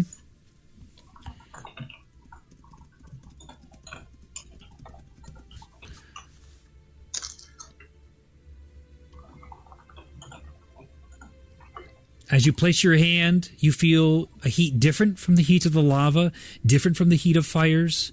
This is the heat of the Mountain Lord. Touching your hand to the tablet causes fires to blast out in stripes between your fingers and far past your body.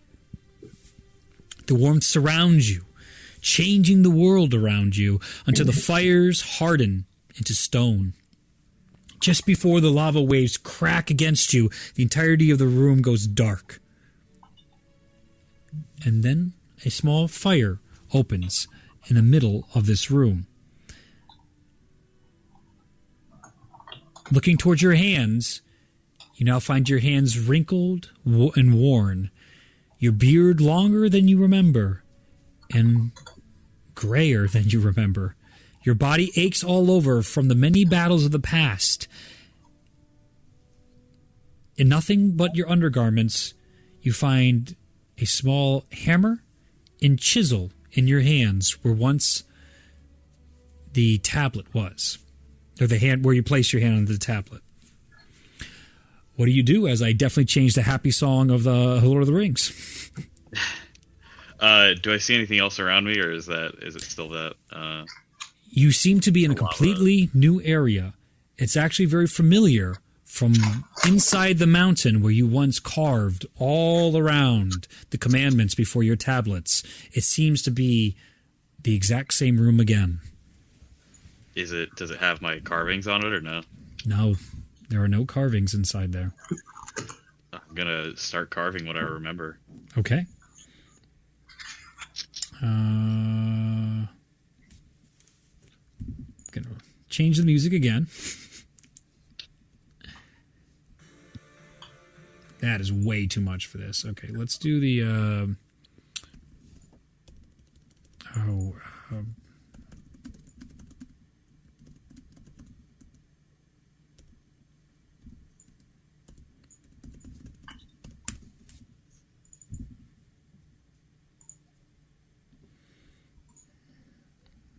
try this one. Hopefully play it real low and hopefully the lyrics don't fuck it up. Okay. I don't normally do lyric music, but this might work.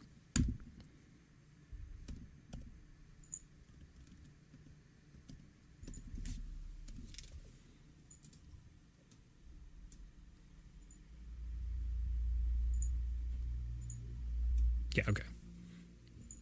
There we go. As you begin to carve into the walls, you notice the carvings in which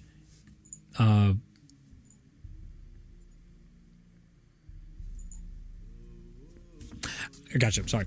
As you carve into the walls, give me a history check to see if you can remember what you once carved into these walls. Oh, we're so good at these. 14. 14! Okay! As you etch into the walls, some of it comes and goes, and you skip around at times, trying to remember, oh, this went here, and this goes here. Your hands ache, horrible, stricken with arthritis and pain, but the Mountain Lord's warmth, you can see, guides you at times, one over the other, as it continues to write in each of these locations. Certain places within the wall, when you tap, fall away, all crumbling to the ground instead, where more of the Mountain Lord's words should go, instead are just piles of chunks of this clay inside this area. Finishing what you can besides these different chunks that fall out of the wall, out from the ground, forming from the earth, solidifies a familiar-looking forge. Heat fills into one of the forges, and you can see molds inside this room, lined up. 9 different molds inside this room. What do you do? I would like to inspect each of those just to see what's in all of them. As you, or what they would be casting. Yeah, as you open up the mold, you can see the first one looks to be the indentations of what you would assume to be the outline of Ulazal Uto. The next one, I assume it's other. You see Ignatius, and as you go through each of your companions, it appears that the Mountain Lord wants you to reforge your companions, just like he once did to breathe life into the many beings of this world. Do I have anything? Do I have any material on me? On you, not so much, but you did, in fact, get all this clay off the walls. Yep. So I'm going to take that clay. Yeah. Do I have any tools or anything? I mean, I have the You do have the hammer chisel and the hammer. You can attempt to make more tools. Okay. I will try to make a crucible. Yes. I'm just going to form a crucible out of clay. So it's going to be your wisdom Fire. check plus your proficiency bonus. Okay. Intelligent modifier or wisdom modifier. Yeah, that's a 13. 13. You struggle. It takes time. And the first crucible breaks on your first attempt. You try a second time. And with the persistence, you feel your skin begin to crackle again. Strength starts to return to you as you get closer to the coals of the fire. It burns into you, giving you some of that youthful strength back into your body, Shalmir. With a 13, the crucible does hold. All right, I'm going to use my channel divinity then. And I can create material or something like that. Yeah. You can. Here, I'm just going to... Yep, we agree. Yes. I know I can do it. It's somewhere here. So Yes, I know. We've done this. Yes. I'm going to create some just basic iron, steel, something like that. As you do. Put it all like a chainmail or something like that. Whatever the heaviest amount of material I can make. Yes. And just throw that all into the crucible. You begin pouring it into the crucible, and now you see on the walls, orange glow starts lighting up all around what you were able to inscribe inside here. As you then feel this power deep within you unfurl, and you can see your wings unfurl around you as you feel this strength fill deeper into your body. You can feel a better focus on what you're creating, making something out of the earth, out of nothing. You can find a connection to the Mountain Lord, almost like he's helping you craft anything you want out of the materials around you into what you need. Go ahead and give me a wisdom check to try and form the first mold. Should I add proficiency or no? Yes. 27. Okay. Expertly, you're able to pour it into the first mold, and as it forms and cools and you crack it apart, you have a near exact replica of Ulazal Uto. You didn't want to say beautiful. Sorry, Zach. It gets redundant. In complete clay form at this time. One's down, and there's 8 more to go. With your, I'm not going to make you do more wisdom checks. I'm taking the first one. So as you continue through the process, forming more and more, you find yourself enraptured by it. Reforging your friends one by one, you feel the connection of what it must have been like for the Mountain Lord to forge the gnomes, the dwarfs, the giants. And with each of your friends reformed, you find yourself young again. Your actual age, even though you're 55 now, 54.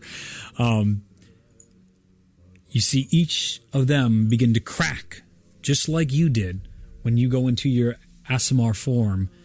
And as the orange glows underneath each of their skins, the clay falls away, showing each of your companions once again in their adult forms. Around you, you hardly had time to notice the weight of new armor that has formed around you. You feel the glows of the forge begin to dim around you, and each of the scribes of the lights that are coming from the inscribed words inside this area now shine like a spotlight onto you, and you can feel the Mountain Lord's presence. As I'll try and give you a Mountain Lord, boys. Was it working last time, the echo? Yeah. Okay, good.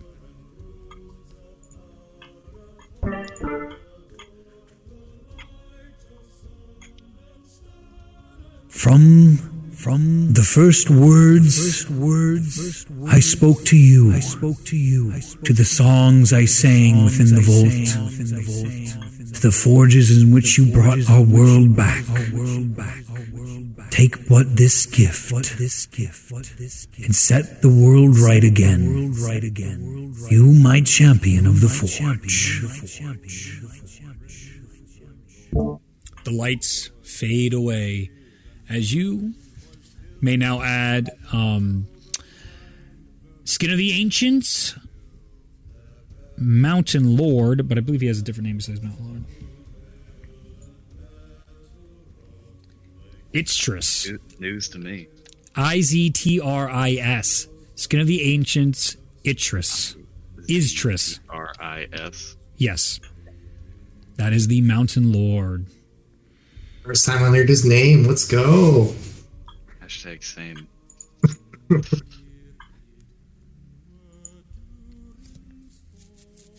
Big rock guy. As Shalmer turns to you, his eyes alighted inside his hands. You see this beautiful armor with the Mountain Lord's insignia on it, the one that you saw on his shield in the center of his chest, with beautiful oranges and silvers all over his body as he looks towards your group. Beautiful orange, wings unfold around him. I will read you in chat. Let me just make sure everything's here.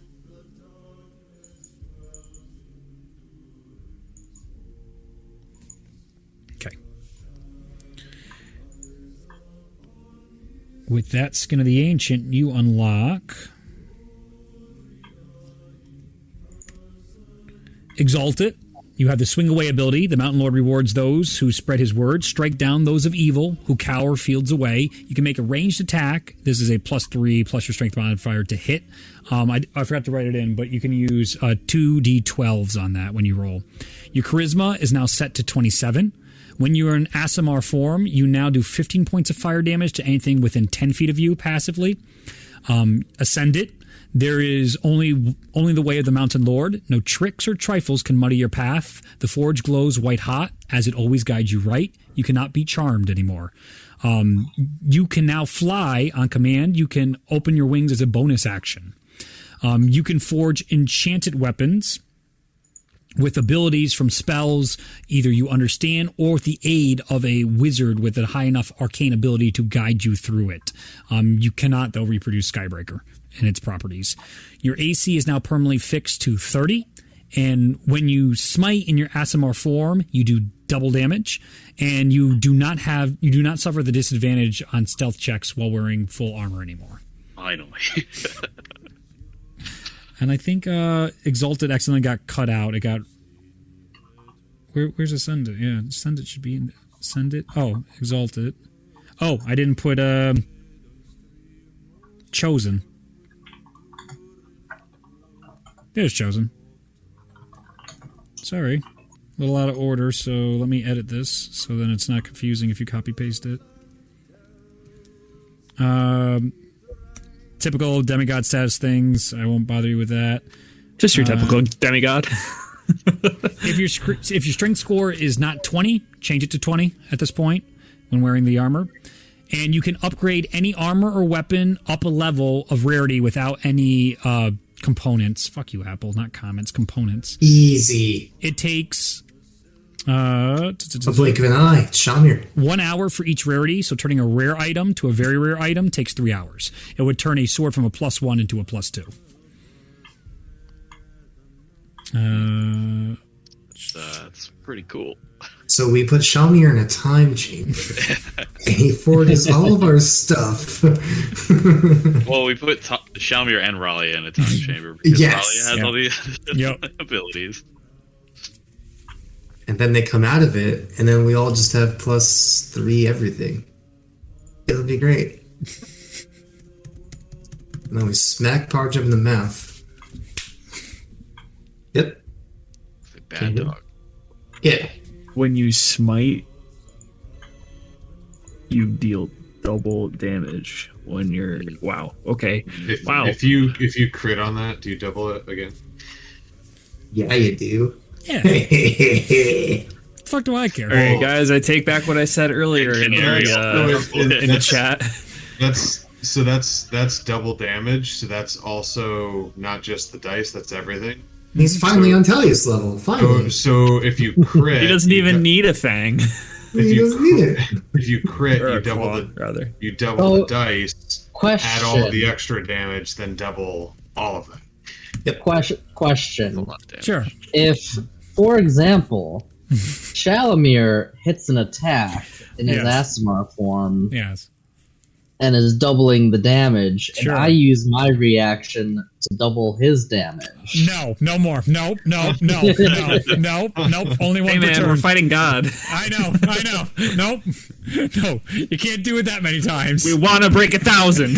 Mike, well, the might. thing you gave me is once per turn. I you can give it, heard you. double I damage. heard you. But according to your DM, that will cancel it out, and then he'll do no double damage. Only one person can get that type of double god damage from the Skins of the Ancients. Just so you two don't fucking min-max over the next 4 weeks a way to do north of like 1,500 damage, because I think you can, and I don't want that. I'm making you powerful enough as it is. Dude, You have to trust me. No one's quitting. you gave the double damage abilities to Luke and Hunter. What did you think was going to happen? That's why I did it.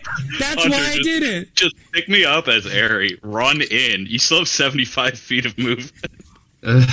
Drop me next to them, and then atomic bomb. Wow. That's a lot. All right. Next thing.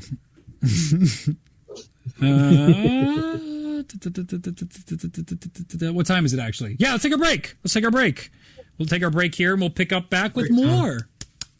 I hope you're having fun. We got through 2 of them already. Big win. Nice job, guys. Oh, It's fists, he said. Inside this area, the rock structure, as Shalmir's body begins to cool off and he returns to his familiar form to all of you, you feel the heat picking up again, and Shalmir looks like, oh, the Mountain Lord's come to talk to me once again. But as he turns, the ground splits the group in half, and then again and again and again as these walls come up and the top of this cave falls away, revealing this burning red sun extremely close, almost like crashing into the world around you, as you, Charnook, find yourself separated from your friends inside a great maze. I was born for this. Nope, not that. Give me a second. I just copy and pasted the bonuses I just gave you guys. I need to change the music. Welcome back, Groovy. We missed you.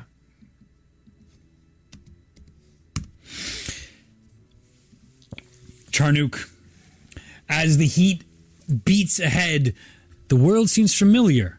It calls back to your home. Inside your volcano with your clan, this is the very, same maze of your home. But the landscape, But the landscape itself, different. The sky, wrong. The sun, too close. And you can see where the Orb Eternal Harmony's altar should be. It's there, but behind it, lava is building and building and begins to pour over the tops of the maze. Instinctually, you can start to feel the panic of the lava as you hear your friends calling out from different directions inside the maze. You need to save them. What do? Shit. Alright. Take a quick look around, try to figure out where exactly I am in the maze and try and hear and pinpoint. Are they all in different directions? They are. Oh, God. I'll try and shout in one direction as I'm running the other direction to help one person the directions to get out. Okay. To the person that I'm not going to. I'm multitasking. Yes, that's awesome. Give me a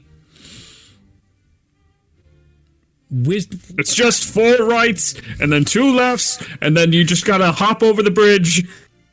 Persuasion check? Performance check. Performance check. I would take persuasion in a heartbeat. I'll give you persuasion then. Okay. It's a difference between a +6 and a... Okay, that's really good. That's a 23. Okay, so I listened to like the first 5 minutes of this. Now the Minotaur music doesn't sound anywhere close to what it was. So that's on me. That's on me for not previewing all my music. Let's do something more intense. Just your casual lava pool. Oh, shit. Oh my. Oh, that's about right. That's better. Holy shit. That's really intense. Holy God. Your friends are gonna burn! Alright, so what'd you get for the... It was a 23 on the persuasion as I'm leaping and bounding and running as fast as I can towards the other direction. Ralia, give me an intelligence check to see if you understood the directions. Can't hear you. I had Ralia's character sheet closed because I had Chalmers open. Yep, it's fine. Intelligence check. Yep.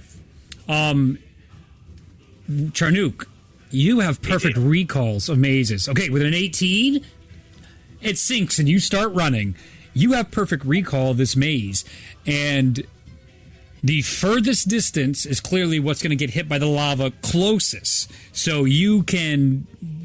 I need you, though, to give me a survival check. You can hear them, but you got to know exactly where they are, because this is a fucking labyrinth. So it can twist and turn, and you'll never get to the right side unless you know where they are. That's not good. That's an 8. It's an 8! As you are going through the maze at this point, you hear other shouts of your comrades in other directions. They begin distracting you, one of which in particular, you hear Tullius shout, being like, "Hey, mate, you're not doing a real good job of this. Like, I can feel the heat." It's not that bad. Just nut up. Just, don't touch the red stuff. It's really hot. All of you, by the way, all the other characters, you find yourself in chains, some magical chains of sorts that bound both your feet and your legs.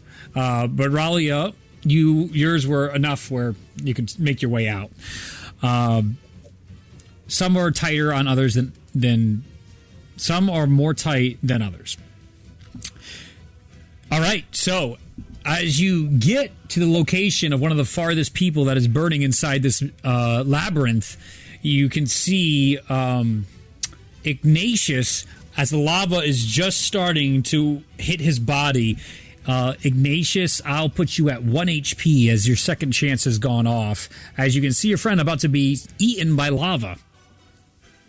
Pull him so that the chain is taut, so his body is out, and I cut the chain with the Vorpal Greatsword. Make attack roll.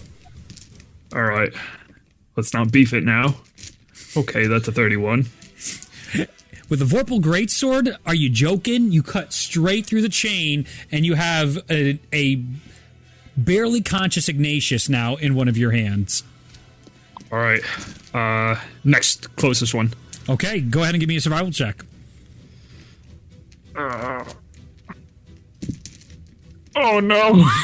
It's a 4! It's a 4. Taking longer, you begin to hear Tullius screaming out in pain, enough to finally get your direction. Oh no, he's in that portion of the labyrinth. As you show up, Tullius is now at 1 HP. What do you do? Same deal. Toss All right. him on the stack. Go ahead and make an attack roll. That is an 18. 18 is enough, but you're playing things fast and loose and close to the wire. As you hit The dice are not kind. As you hit through the chain, you push a little harder, and it breaks through, and you put it, Tullius, up on your back, and you can feel this strength imbuing inside you. You can feel the fires picking up around as the lava begins to pour through. It doesn't cause the labyrinth to fall. It's actually like perfectly falling into the maze like a molding as it's channeling through. Perfect. Just as we designed it. Tullius, if you two teleport 400 feet that way, you'll be fine. I don't know if I can do that. I'm feeling too hot. You'll have to carry me, Charnock. Are you shitting me right now? Fine. Use your super strength. That's true. I do have that. All right, go ahead and give me another survival check. Oh gosh. Yep. Please be nice. Okay, that one's actually good. That's a 22.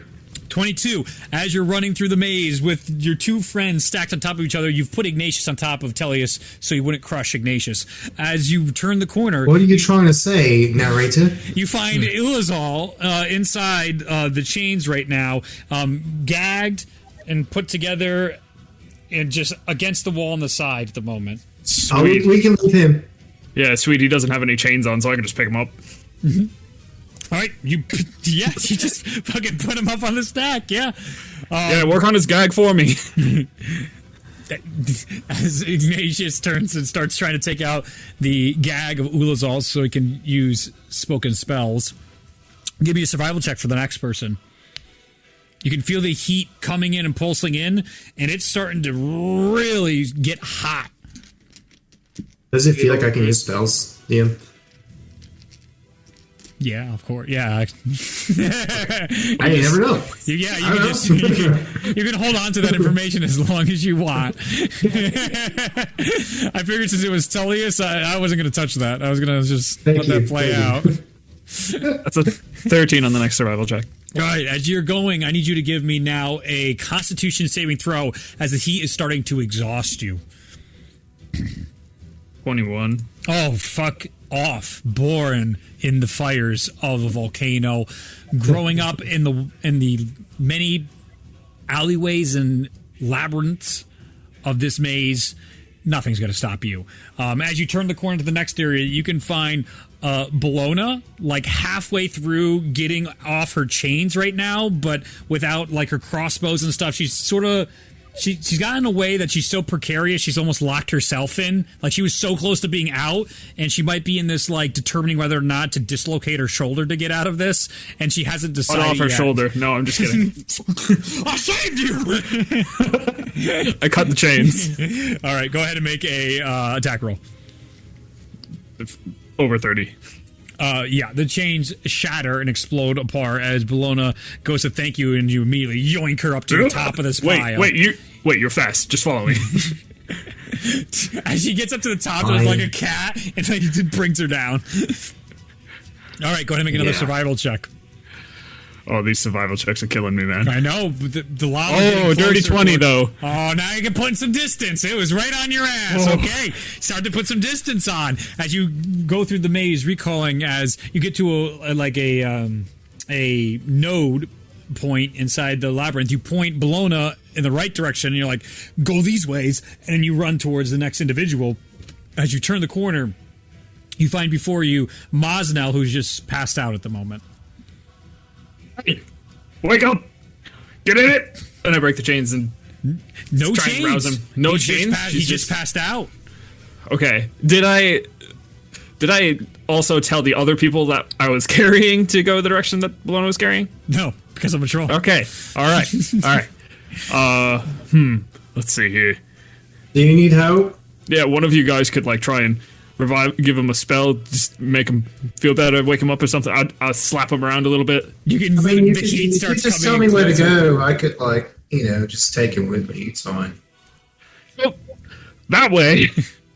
Alrighty. And then I'll just take Mosnell and Dimension Door that way. Tullius like leans off the stack and touches Mosnell, and then a dimension doors the two of them out, and then Ulazal and Ignatius just like slide down on the stack on your shoulder. All right. As you find your way, go ahead and give me another survival check. God. Oh no, it's a 5! It's a 5. As you start running through, you find Ralia, who is trying to make her way to your directions, but is heavily slowed down by all the chains that are on her at this point. She's right in front of you right now. How do you want to try and free her up? Because she's moving horribly slow, and taking a glance back, lava is probably about 30 feet away from you and probably about to hit a friend of yours. I break the chains on her hands so that she can cast. Okay, go ahead 33. and Yeah. You break the chains and you even pull off some of the armors on here. It looks like there's some sort of like heavy armor preventing her from casting spells. As you rip all that off, Riley is able to cast a teleport spell to get the hell out of there. Wait, take them with you. As he dumps two onto Ralias, the three of you guys teleport away. As you can hear a shout around the corner as you finally turn and you see Aerie at 1 HP. Well, hurting. He is currently weighted. There are a bunch of these big, chunky, like thick, what you would expect, like weights that at a gym type of thing, but like blocks on his feet and on his hands as he's laying on the ground. His feet and on his hands. I can just lift those off. That's fine. Okay. But the lava is. Do I have time to actually get those off? Not with the lava now. Not with your survival check. He's going to be encased by lava in a moment's notice. Mm-hmm. You got to do something. Yeah, no, I'm not going to just leave him there. I'm going to full-on charge towards the weights and attempt to just completely just destroy them. Like, Give me I'll an take the attack sword roll. and swing. Oh, no. Okay. What do you got? I can't retroactively say that I was attacking recklessly, can I? Because I rolled real bad. I don't know. It's up to you. The chains strike back. I'll give you reckless. Thank you. The chains crit on you because of your reckless attack. Oh, that's a 25. 25, but you feel this, like the sun above you pulses and a burst of energy hits and empowers you, and as your horns go to impale through these weights, this extra bit of just energy explodes out. Your head feels like it's on fire, and you melt right through each of them, separating them, and you free Aerie in one go and grab and pick him up. Give me a Constitution saving throw, as now the lava is literally like at your hooves as you're running, trying to get away from this. 1d6 to you. Fine. It's burning, but you tan in hotter areas than this, even though it's like 5 inches from your back. Okay. The smell of singed hairs is like the smell of home. All right. As you get back to the area, you're able to put Aerie down. You tell him the directions, and like before you even like finish the last directions, he is long gone. He moves at a speed that is different. Okay, I believe we have saved Chosen. Yep. So we're missing Shalmir. We're missing Tyrion. Shalmir and Thank Tyrion. you. Thank you. Those are the last two. Thank you. Give me a survival check to try and find them. 11. 11. You do not get distance from the lava, but you turn just as you find Tyrion in a similar area situation as Ulazal, unable to move out of all these chains over his mouth. His wings can't come out at the moment. All right, so I know I can just incinerate all that stuff in one go if I charge real fast, right? Yeah, go ahead and make an attack roll and don't fuck it up. I won't. Just because you asked me not to. Recklessly. There it is. I was like, I'm not going to give it to you a second time. 29. Yeah. As you go, your horns melt through again, and you're able to take Tyrion out immediately and hoist him onto your shoulder. Give me a Fly, my friend! survival check. As his wings come out and he flies over to the area with the rest of the group. Natural 20. Natural 20, wasting no time as you get there. Shalmir just like, where's my cool fucking armor? This is bullshit.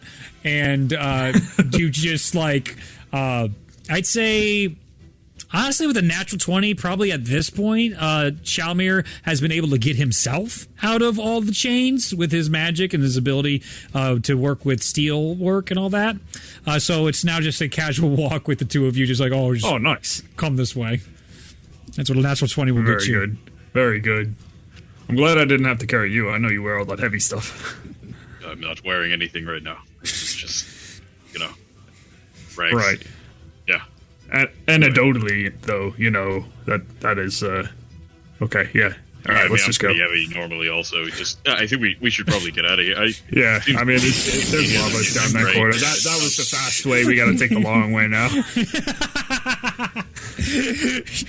As you guys return to the group, both groups reconvene inside this area just where you would initially enter into the labyrinth. And as you get out of it, the last door, the ground comes out, closing off what would be the entrance to the labyrinth as the lava smashes against it, but it's not hitting to your group.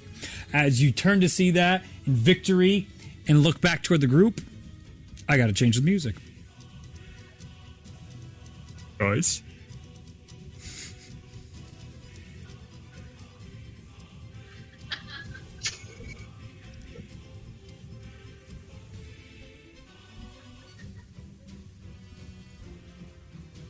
Oop, did I go too far? Where is it? Where is it? There it is. Song's such a banger, though. It'll be back. Oh, good. Through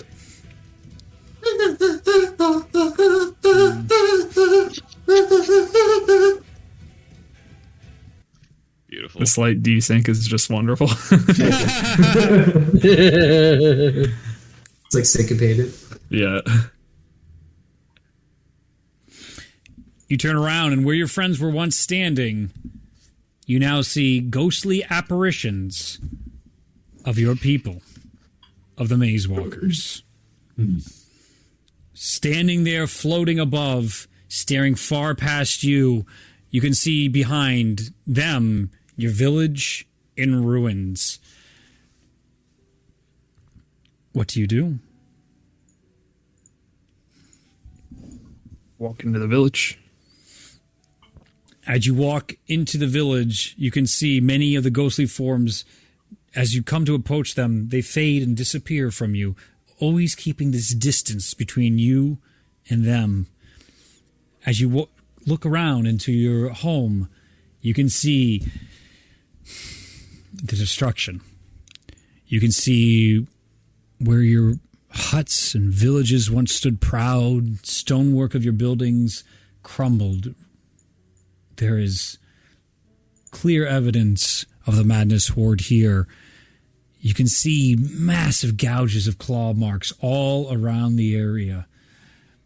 And what you once considered the holiest place of your home has completely been caved in on itself and sits as a flat bed of rubble, where your oracles used to convene to pray to the fire god. Go over to the rubble and try and push through for any kind of semblance of text or any shred of the history or anything to rebuild from. Make an investigation check.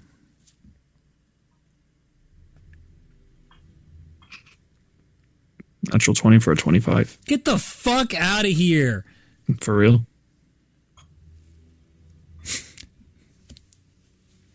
Beautiful. Fucking beautiful. As you begin digging through, you dig, and you feel this fire building inside you as there must be something here. There's got to be something from the remains. In the teachings, you paid attention to some of them. They're something raised from the ashes. Pyrock always talked of so much with fires and more beyond the extinguishing of flame. And you dig an hour, 2 hours, 3 hours. You push and you push and you unearth all this rubble to find one of the oracle tablets carved in the Minotaur language, cracked in pieces, but cracked in such a way that when everything fell on it, it was like pressed into place. So it's just now 4 or 5 large puzzle pieces. What do you do? find some scrap cloth or something from the torn huts and wrap it all together. And before I put it away, does this specific tablet, what does it say? This is the tablet that tells the story of Pyrock working with the other elemental gods to free all of the Minotaur people from Retmar. This is one of the most sacred of it. It was the one that gave Minotaurs their freedom from evil influence. I wrap it up and I hold it close. Mm-hmm. I stand up and I look towards the sun. And I stare at the sun. And I say, I vow to you, it's not going to stay like this. It will be reborn. You hear a familiar voice behind you. Why weren't you here?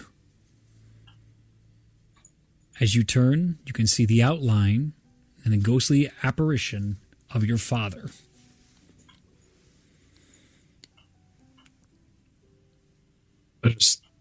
I can't even look at him. I look down. He speaks again. The orb. It was lost on your watch while you were out gambling. Why? Tears start to well up in my eyes, and I can't speak. I just shake my head and hang in shame for what I've done. More of your ancestors start to appear around you. They begin to chant, shame, shame. As, again, your father stands over you and he goes, is this it? Is this how it is? Even after leaving us, is this what you're going to do? I turn and I look him square in the eyes. Mm-hmm. I was young and weak and didn't know the value of what we had. But now I am not weak anymore. And this place will never be weak again as soon as we finish. His eyes begin to glow like fiery red coming up, and he looks to you and he goes, prove it. And you hear all of your ancestors, prove it, prove it, prove it, prove it, all throughout the town. As you look down where the tablet once was, you instead see the orb of eternal harmony fire in your hand. The shrieks and shouts of the madness horde start to echo again throughout this area. And you can hear a familiar call of Ragnorum Gekken. You turn and look. The labyrinth is open once again. The altar high upon where the orb belongs, far in the distance. You glance over as you can start to see the horde pouring out of the destruction of your town towards you. What are you doing?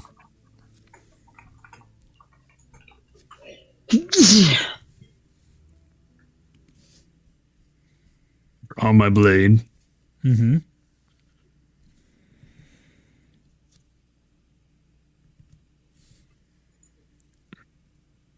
And I run as fast as I can towards the altar. Promise you would be back.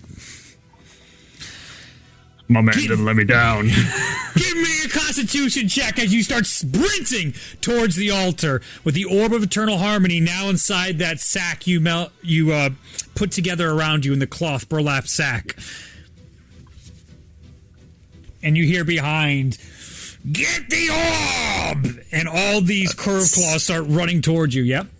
Natural 20 for a 25. You can feel the strength and endurance of your ancestors as you begin sprinting off into the maze. I recall the ancient secret of my tribe that has been passed down from generation to generation. Yes. And I sheath my sword, and with one hand, I jump, push off the wall, grab the top of the labyrinth, and pull myself so that I'm running on the tops of the walls. Beautiful. Indeed. And this is happening like get that pan shot of the entire horde coming behind you and just one churn going into the labyrinth and then jumping up on top as the horde begins to descend. The curved claws, the raptors, coming out from the giant horde behind as towering thunderfoots and shifty fingers follow suit. You run on top of the wall. Give me a dexterity saving throw as you jump from... Actually, I go athletics check with this instead. You're not following. Give me the athletics check to see as you remember the path and you can see up onto the altar where the orb goes. 24. 24. Jumping easily back and forth as you get closer. Some of the madness creatures that flew over Waterdeep begin swooping down. Now I want your dex saving throws as they try and grab the orb from you. You ain't got shit, birds. 26. 26. Dodging, you give a straight smack punch to the face of one of the birds as you get even closer to the altar. What you notice as you get closer are figures of individuals up by the altar. But before you can make them out, one in particular, Curved Claw, has caught up and is jumping up towards you, following in pace. As it tries to rake against you, I need another dex saving throw.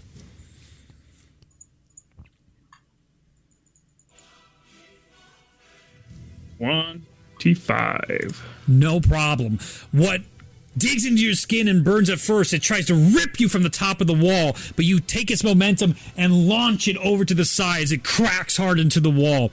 As you go up to the steps, you can feel this force. The sun burns hotter than ever, and almost like a wall of sludge, of molasses. You feel this force pushing you back as the winds build up around the altar, and you see these figures begin to stand up. One comes over with a minotaur skull on its staff, covered in all sorts of markings. It hobbles over. You see another take out a blade, and fire burns off the blade, and you can see two others take out normal swords. As you're pushing up the altar steps, now out of the labyrinth, you can see the survivors of your tribe standing at the altar. The oracle that led your people, one of the maze walkers that guided and protected this temple still stands, and two residents, a family, still lives of your people. You see them. Oracle, what is happening? Is that Charluk with the orb? And you see the oracle looking around. I don't understand it. Is he back? They seem ethereal to you, these two worlds merging together. I need you to give me this would be a strength check as you're pushing through. Yeah. Ooh, that's not a good raging advantage. Mm-hmm. Oh, it's worse. Oh, no. 11.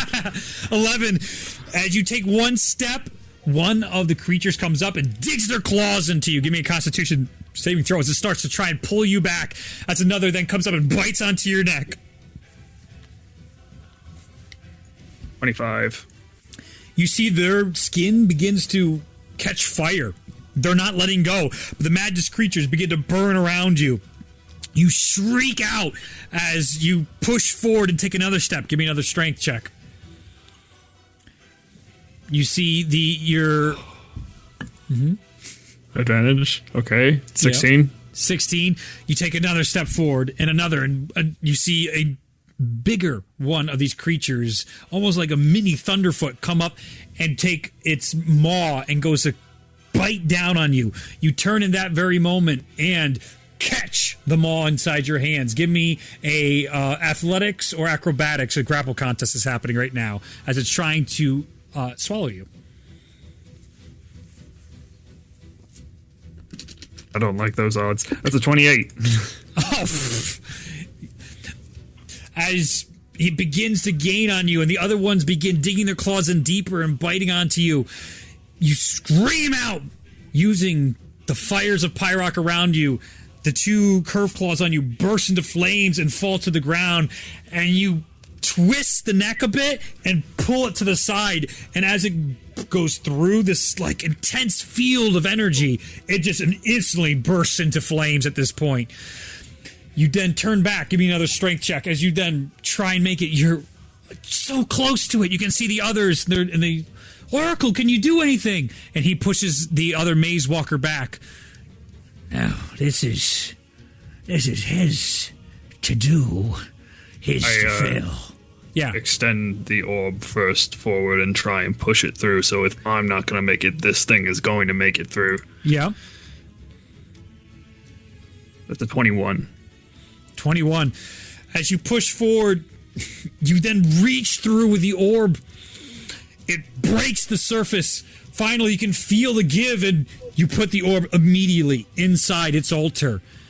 Behind the volcano shoots up, lava erupting to the sky and falling down. All four of the Minotaurs look back up and back to you, and you start to see, of the cracked city and of the labyrinth, a red glow fills the land and begins to mend aspects of the labyrinth. The city itself burns to a solid foundation around you, reforming into a new flat of land. The other three look shocked as the Oracle comes up to you, and just as like your hand is forced back in, you guys are just between the two barriers. He looks into you with his glowing red eyes. They're not like angry evil red, but more this like opaque high lightness. And he goes, "We will wait for you, Maze Walker, and rebuild." And with that, you find yourself pulled back to the rest of the group. All of you back where it started. They all look towards you as you have the skin of Pyrock on your person. Oh. Huzzah! Ayo. Adventure awaits! All right. Let me read this to you. Don't read ahead when I put it in chat. Oh, Ari, you're telling me, as slippery as a man as you are, you couldn't get out from those puny little weights? Ari, these weights that were on you were literally like the weight of moons. It was the heaviest, densest object around. Come on, man. Just gotta dislocate your wrist. It's no big deal. All right. Moon, though, the one that was destroyed or the one that's like still there? That's the real question. All right, Chosen. You have... hold on. Yeah. There's an episode of Critical Role playing in the music right now. Oh, no. Stop. Clear it. That's terrible. I don't know how that happened. Is that right? No, I hit stop. No, you're playing Critical Role. No, I'm not. No, you were the one that played it. I hit stop. That's what you... There we go. That's funny. I don't know how that, because I didn't see it pop up in the music thing, so, but that's fine. Okay, so, Chosen, you get the two we've talked about a billion times. Let's move on. When you rage, you can you detonate, and you can choose to detonate an AoE attack. It's a dex save 20 of the wearer's chosen rage element. Deals 30 points of cold or fire damage when you go into a rage. Your rage damage your rage damage bonus is now 10. Exalt it. You are immune to any negative status conditions. Oh, that's incredible. 3 times a day, you can go into a fire rampage. Unarmored attacks do 10 damage and have a plus 10 to hit. The user continues attacking the target until they miss. Oh. So you roll plus 10. To be the king of all underground boxing. So the way this works is 3 times a day, basically. You'll go to make an attack against an individual, and you will keep rolling. So you'll add your strength modifier plus 10 plus your roll, and until you miss, you keep punching and doing 10 damage, or until they die. You now can activate the spell Quake, which you may smash the ground, or I believe it's Earthquake, but it's called Quake, your ability. You may smash the ground with your fist to activate the Earthquake spell. This is an ability, not a spell that's cast. You can do this twice a day. Your goring attack does an extra 10 fire damage whenever you use it. Ascendant. You are now immune to all fire damage. You have the ability to lava walk. Treat all lava as you would water. Every attack you do now does an additional 15 points of fire damage. That does stack on the 10 additional of your horn damage. You can detonate the equivalent of a fireball on yourself once per day. You take no damage, and it's a 6th level fireball, and anything within 5 feet of you does... Anything within 5 feet of you does an additional 10 points of fire damage when you detonate it. On top of the fireball damage. Yes. That's dope. And then the final one is Fires of Vengeance. If you would go down, ignore it. Roll a d20. If you roll above 10, you stay up and you gain HP back. Every time after you roll your con check to get back up, with each success, you gain double the hit points you did last time. So your first time you succeed, you have 1 hit point. Second time you succeed, you have 2. Third time you succeed, you have 4. And it just keeps going up exponentially like that. It's not a con check, though, so I will rewrite that there. It's a straight roll. So it's basically you have a 50-50 chance at just getting up. This replaces your, not second chance, but your rage after death. Because now you don't have to beat that con check. You know how your con goes up every time you succeed? The raging you have, right? That's gone and replaced with you just got to beat 10. You beat 10, you're up, and you have HP. And you can grow HP with every success. But let me get rid of everything. Fires of Vengeance. Yep. Oh, shit, what did I do? I just got to end it out the con check, because I initially had it as a con check, but your con modifier would... just make it's only a +5. You would basically never die. Yeah, what's wrong with that? Well, it would be a saving throw. Yes. Yes. Okay. Right then.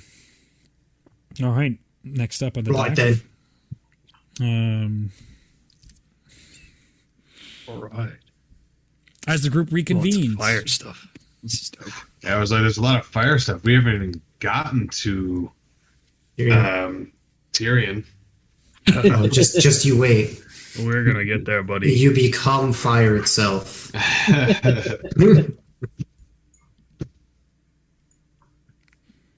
Reed's like, oh, you spoiled it. Now I have to change it. I'm doing it. Change it. He doesn't get any fire things now. Done. Hell yes, you become ice itself. When you combine with Tyrion, you can form the ultimate fire and ice combo. We are Todoroki. Yes. Oh, so can't use that one as a template. Bummer. I could actually have to go through the Discord. That's fine. The power of resenting our father. Hooray. Hooray. Sick power. Hell yeah.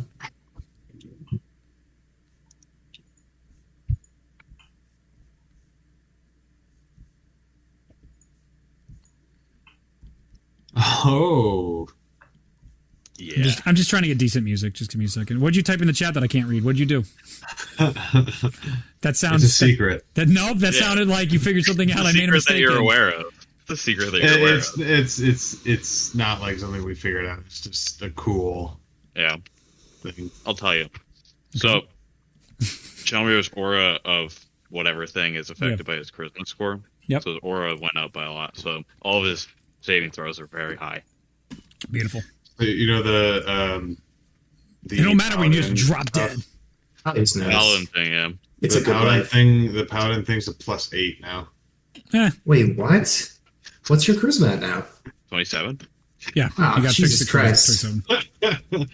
Oh, I can't have that. Justin was like, mine was higher. Nah. Mine was higher. All right. Off with his head. As a group reconvenes, you can see all these people got armors. I'm pretty sure that's 5 now, right? 5 of you have armors, while the other 5 are like, the fuck is this? As each of you is about to make the next word, a fog comes over the crew.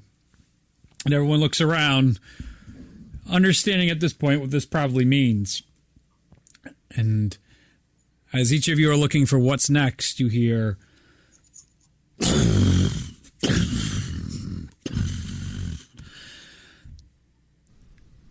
rain begins to pour down from the sky.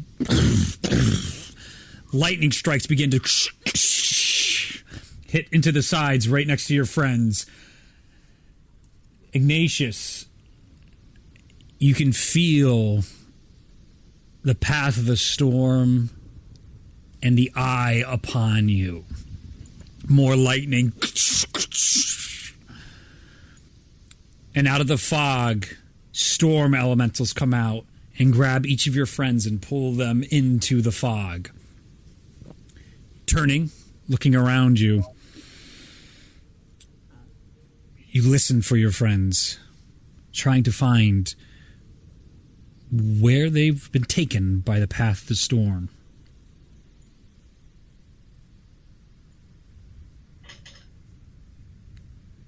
Give me 1 second.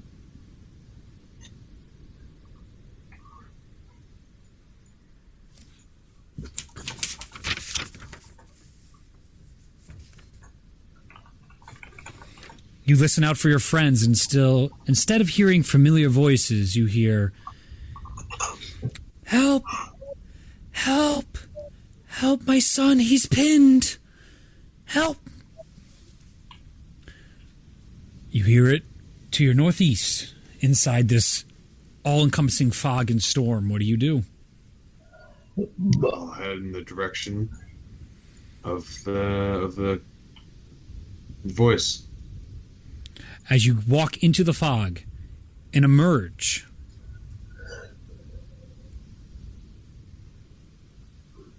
I need to change the music.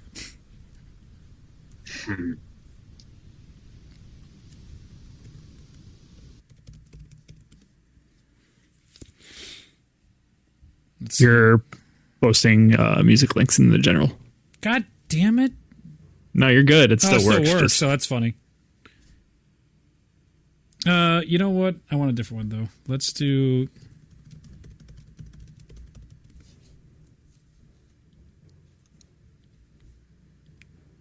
No, I want more. I want more. I want more.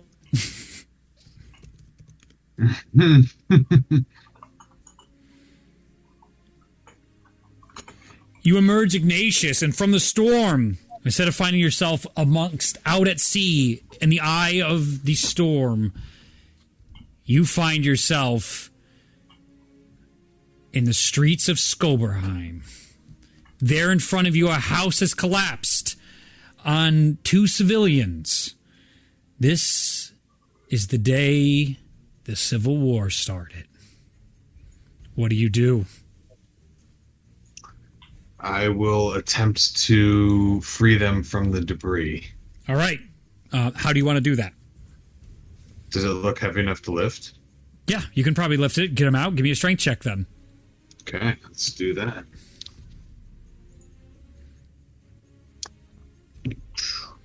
Strength or athletics? Strength. Okay, 12.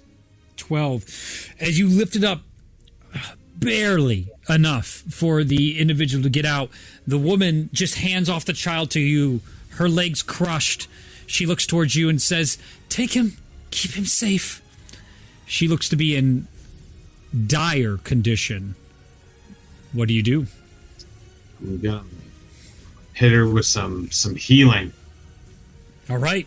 With that, holding it up, you then quickly twist one of your hands, and the healing goes out as she's holding the child. What kind of healing do you? What's the spell? I was going to do 3rd level cure wounds. Yes. So the cure wounds goes off, and you can see the cuts and bruises. Her ankle goes back the way it should be set. The cuts and rips in the flesh that was shown, the muscle sticking out, begins to heal on itself. And in one fell swoop, you grab her arm that's holding the baby out to you and pull her out from underneath the rubble. As she comes out, she looks to you, one of the many common elves that inhabited the city of Skoberheim, and she goes, Thank you, Captain. There's more." As she points over, you can see more of the civilians pleading with their hands up. As you can see, many of the soldiers in your platoon moving in to make executions on them. What are you doing? Oh, man. I'm going to get in between the soldiers and the civilians. Okay.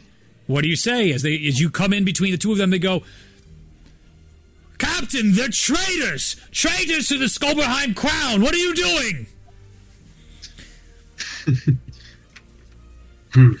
These people aren't traitors. They're just members of Skoberheim. Maybe it's the crown that's turned its back on the city. You see the rest of them look. That's talks of insurrection! You can do intimidation or persuasion. Your choice. I think they're the same. Up to you. Then however you want to put it. Persuasion. They are the same. Okay, yeah, I'll do persuasion. Okay. 18. 18. You see the rest of them look over as you keep eye contact on the lieutenant heading up this garrison while you weren't there, this platoon. He finally breaks your eye contact and goes, maybe something's not right about this. Captain might have a point. And with that, you can hear behind you, poof, the unfettering of wings. What's going on here, Captain? As you turn to see a Valkyrie behind you.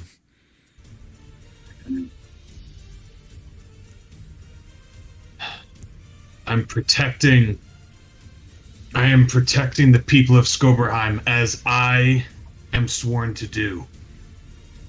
You are sworn to protect the crown. As she takes out her sword, I need you to roll initiative.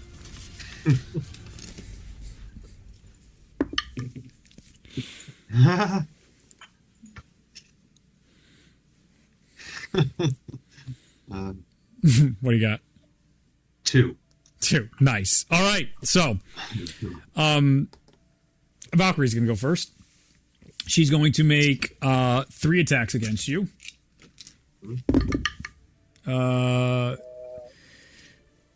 20, 18, and a crit. 20, 18, and a crit? Yep. I think only the crit hits. Okay. Yeah. As she swings with the first strike, as all the rest of your crew goes to look away, knowing how Valkyrie blades pierce through armor and instantly murder any of those that ever dare question them. As the blade comes down onto you, Ignatius, you bring your sword up, and as they clash, the armor you're wearing, your Skoberheim armor, shatters away on impact, revealing your Valkyrie armor and your Valkyrie sword. As you see her look to go to take a second attack, you parry the second one, and then she goes and rakes across you with the next one. So that'll be...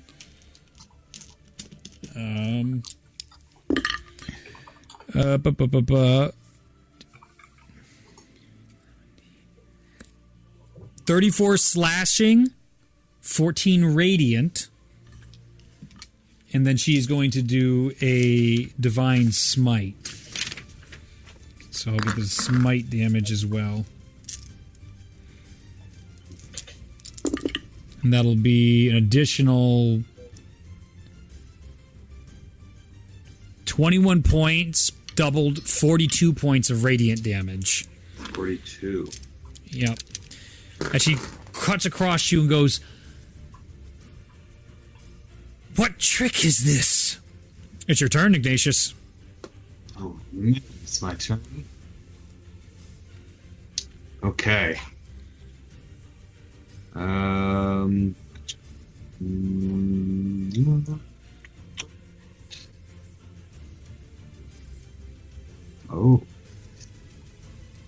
I'm going to use the chain lightning from my eyes. Yeah. As you turn from the strike, you turn your head back as you recoil from the strike, and the lightning explodes out into the Valkyrie. What do you got? It's a dex save or something? What is it? It is, a dex save. That is a 14. Rolled a Fail. very low. As per usual, actually.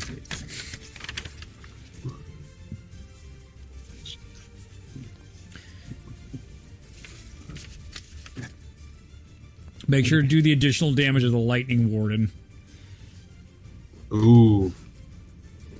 Right, so 16, 24, 35,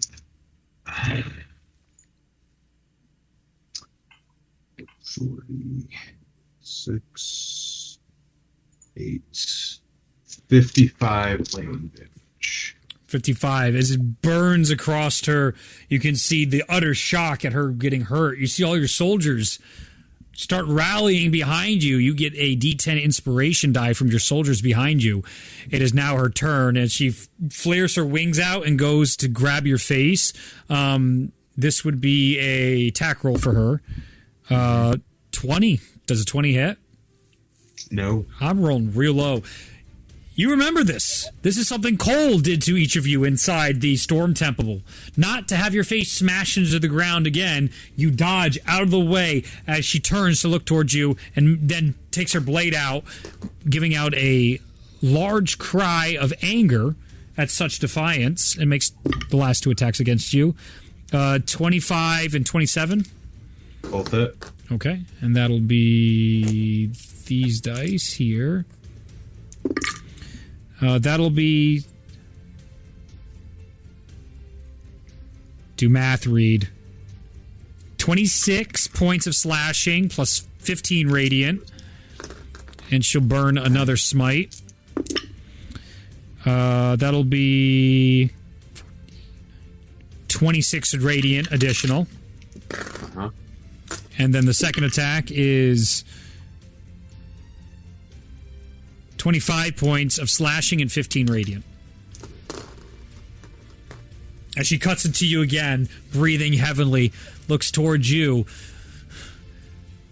Ooh. What are you?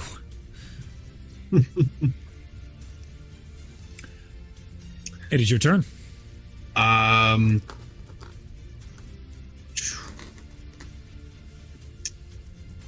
I am going to... Oh man, what am I going to do?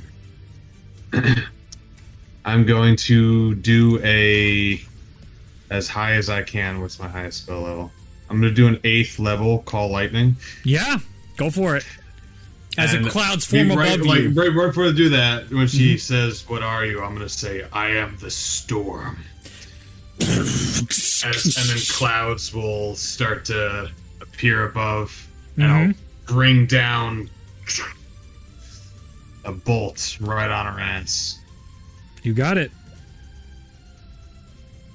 Right on her ass. Right on her ass. Bam! Another dex. You got it. Jesus Christ. All right, that's a natural 5 for another fail. I've rolled 3 6s and 1 5 and a 2, I think, so far. This is ridiculous. It's on brand. It's on brand, though.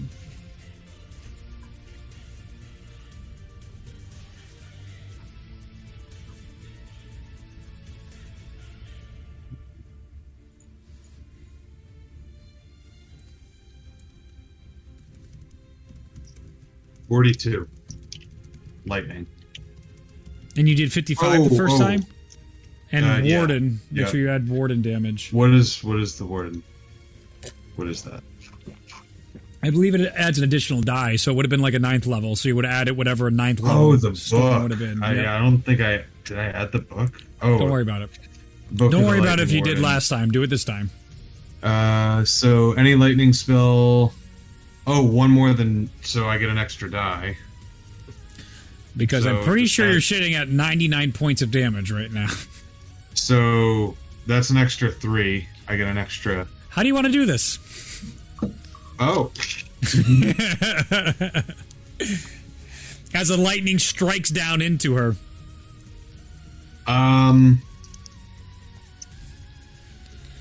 So I'm gonna time it so as she comes up to swing back down on me, I'm gonna have the lightning strike the tip of whatever she's hitting me with. It's gonna go down. The lightning goes through conducted through her armor. Her eyes go wide as she then crumbles to the ground in front of you. Ash explodes out. Her wings completely, like, they go taut and then they go limp. As the rest of your companions start elating in this success, you can see, like, all the smoke from the nearby house that's on fire. An explosion goes off, and a backdraft separates you and your friends, cutting off your sight for a second. But as the backdraft settles, you find yourself inside the throne room of Skoberheim. Out on the balcony, the familiar outline of the King of Skoberheim as he turns and looks at you. Soldier, what do you think you're doing? As he takes out his blade and starts walking towards you in his armor, his Corlin-studded armor.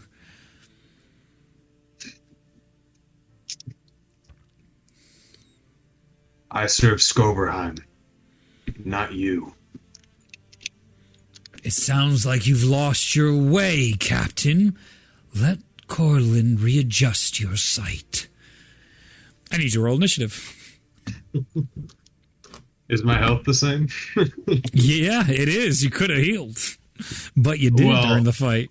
Yeah, well, I was like, oh, do I want to heal or do I want to go for the attack? The timing was too good, so I went for it. Beautiful. Risk and reward. Maybe you won't get all your benefits then. Life sucks, doesn't it? Yes. Okay, 8. Okay. To no one's surprise, natural 19 for Mordecai. Mordecai goes first. He takes his blade up to you. He holds it at a distance. And the first thing he does is a hold person spell. So he's going to, I think that's a charisma save. Let me double check. Hold monster. Hold monster. 5e. It is wisdom saving throw. Wisdom. Oh, that's Yep. way better. Way better. You hear him go, kneel before your king. Oh, natural 20. You feel the paralysis come over your body, but then you start hearing in your ears the fall of rain, the crackling of thunder in the background, and you can even see that storm's eye again. And you shake off this paralysis. As you begin to like hunch down to kneel, you stand tall in front of him, and you can see this reaction on him. Well, you've got a little something to you. Probably why you made it this far. It's your turn. Oh, yes. I'm going to... So I don't lose. I am going to use a 7th level heal. Yep. To give myself 80 hit points. Yep. You feel as you heal yourself, all of a sudden, ambient lightning starts crackling around you, all over. blue in nature. You feel more strength surging in you. You can feel the power of the storm telling you to be the storm. Be the storm. You now take 4 attack actions per turn, and you may cast one spell as one of those attack actions per turn. You have 3 more attack actions, but you can't cast 2 spells in a turn. You can cast spell, take 3 attacks. Take 4 attacks, don't cast a spell. Okay, so It's the equivalent of being a level it's kinda 20 like- fighter, but you get normally for your action, you get 4 attack actions. But you may use one of those attack actions to cast a spell. And then you still have 3 left. Attack so I have- action. okay, so that was an attack, and I have 3 attacks now. Yes. But you can't cast a spell now because you can't break the rule of casting more than. Because I already cast a spell. Yes, All right, so I have 3 attacks. Okay. you do as you heal yourself. Yeah, so I'll use my bonus action to speak the command word for my sword, spark. Lightning explodes outward as you speak the word as well. Behind Mordecai, where you can see on the balcony, you can hear a crackle of lightning goes by, splitting right behind Mordecai. And I'll swing.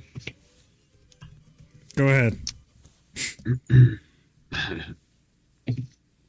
Wow, yeah, 26. Okay, hits. Okay.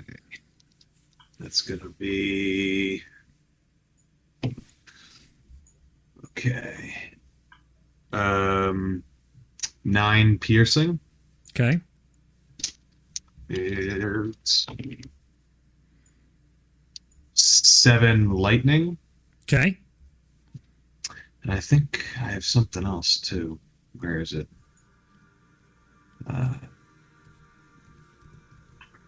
Oh.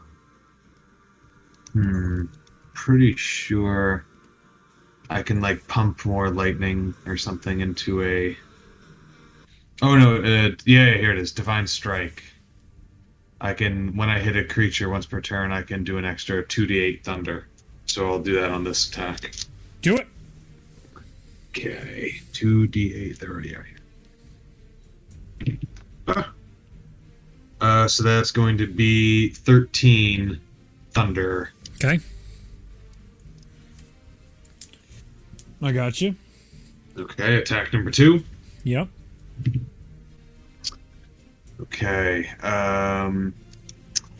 that's gonna be.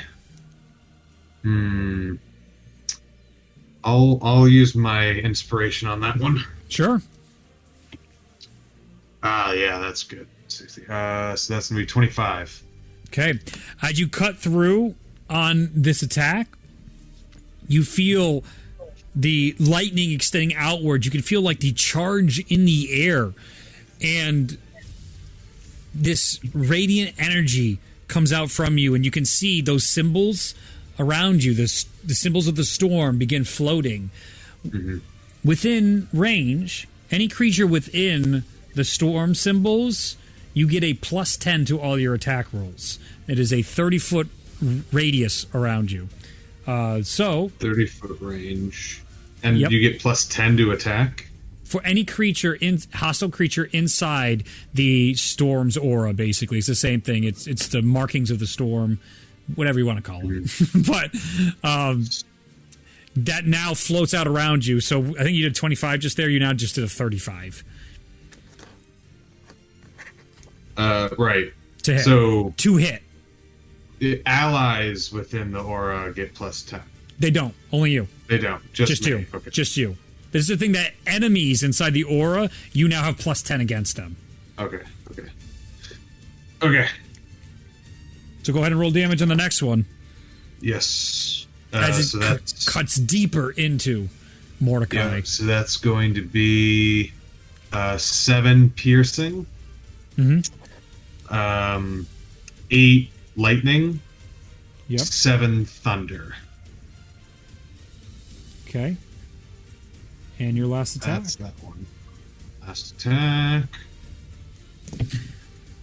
crack off one of his gauntlets, comes flying off as you take your sword down his parry and then just rake down his arm.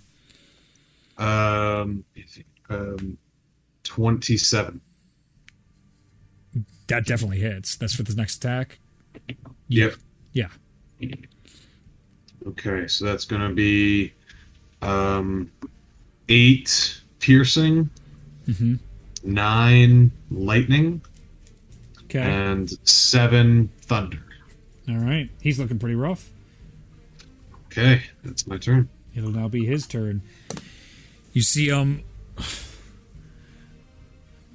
if I die today, then let it be by Corlin's judgment. He's going to take his attack rolls against you. He's going to make 3 attacks. A natural 1, nice job, Reed, and then a 30 and a 29. Both those hit. All right. So that is going to be super low. That's 10 points of slashing damage and 5 radiant damage. And he will then use a smite. That'll be 15 points additional radiant damage. And then on the second strike, that is much higher. That is 42 slashing and 5 radiant. And he'll pump another smite in there. 13 points of additional radiant damage as he stabs into you, and as he does, this like explosion of radiant energy goes off. It is brute force. It is not finesse. It is like what you would imagine a legionnaire child would do, a rookie when he comes in to be hitting with this sort of finesse. It is barbaric. It is brutal, and it is completely backed by just this explosive of magical energy. So I'm going to use Retaliation of the Storm. Do it. And as he hits me the second time, yep, the lightning's just gonna out of my chest. It just fires right back into him. You see him, nah! And turns off to the side. That does 34 because he much? did more than 34. How do you want to do this? Holy shit. Well, it's up to 34. It matches what he did, and he did above 34. Yeah? He had 33 hit points left. Oh, baby. Yeah, so lightning goes out, hits him, knocks him to the ground. Mm-hmm. I'm going to pick him up. I'm going to say, your reign has ended. And then just let him go. And walk away. As he walks away, the fogs return towards you. And you find yourself back above the ground. You can see fields and fields below you. High above the ground, high above the city of Skoberheim. Up into the clouds now you stand. Balls of lightning float down. And electricity begins to spark from one to the other. Clouds encase you, causing a darkness up inside this air. This is almost exactly the experience you had when you first found yourself at the Storm Temple. Lightning strikes out towards you. Give me a Constitution saving throw. Constitution saving. Yep. Okay. Ooh. Nice. Constitution. That is a dirty 20. As the lightning comes into you, it burns inside your body. And just like an avatar, you shoot it out of you and ignites another way. I need you now, as you see the lightning pierce the clouds, it forms almost a pathway. And you can feel this charge just elating your body forward, calling you, pushing you forward toward what you can see far up in the sky is the Storm Temple. Give me an athletics check. Athletics check. Yep. Okay.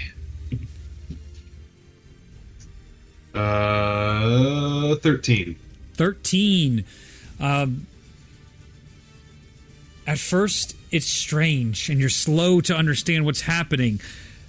But as you see the lightning carrying out that you redirected, you feel yourself jump with the lightning. And you find yourself all that much closer to the temple, and the ground so much further below you in just a blink of an eye. Give me another athletics check. 19. 19. Again, it happens. And you find yourself even closer. The temple looking gigantic in your view. Give me a religion check. As you can now see the eye of the storm over the temple looking down at you. Yeah. Yeah. Yeah. So natural 1 and my religion's +0. As you look, the clouds cover you and everything stops. You find yourself free falling to the ground. As you fall through the air, give me a wisdom saving throw. You can feel everything rushing through you. You can literally see inside the storm clouds. It's like the outlines of all your memories as you're falling through the sky. When you're falling for Skoberheim, meeting your friends for the first time out across the world, fighting and destroying the necromancer. All these memories continue as you go through. What's your wisdom saving throw? I don't remember that. I know you don't. Ignatius does.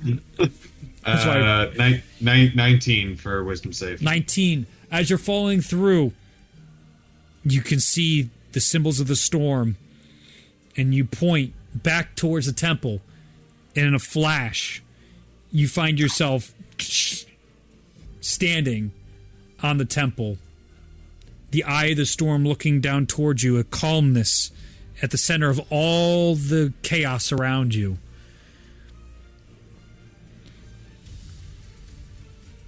Slowly as it rains, your Valkyrie armor falls off you, revealing just your skin. And on it is replaced with this dark gray armor forming all around you and around your face, enclosing your body. The armor has all the different lightning branching off like you do when you burn into wood around you, as you feel the powers of the storm accept you into the way of the storm. You can now add Skin of the Ancients Storm to your inventory. He doesn't even have a guy. It's just storm. Just an entity. It's just the storm.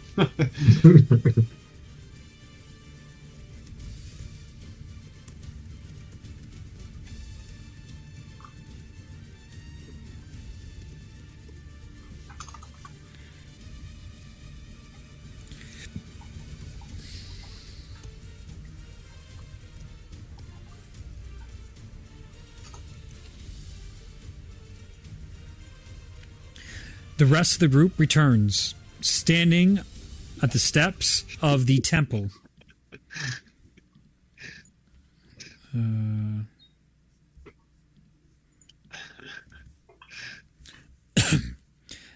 pitter-patter of the rain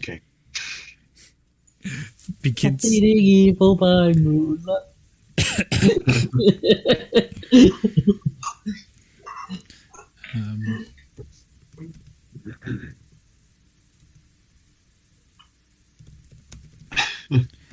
You look to one another now with more armors as the rain gently falls onto the steps around you. Waiting for the next trial to begin. We'll do one more tonight. I just need to type out. All of yours wasn't completely typed out, Ignatius, so let me type that out right now for you. Oh my god, this man's not even prepared for the session! It's not even done, man. Every comment is 5,000 health on power 10. Skin of the Ancient Storm. And it's just nothing. It's just like armor, but it does nothing. Ignatius is like, I don't feel any different. You missed my meme on the Discord, Reed. Okay. In a moment.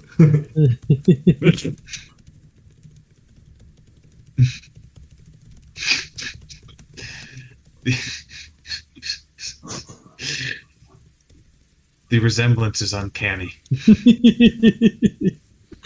They're basically the same person. Looks just like him.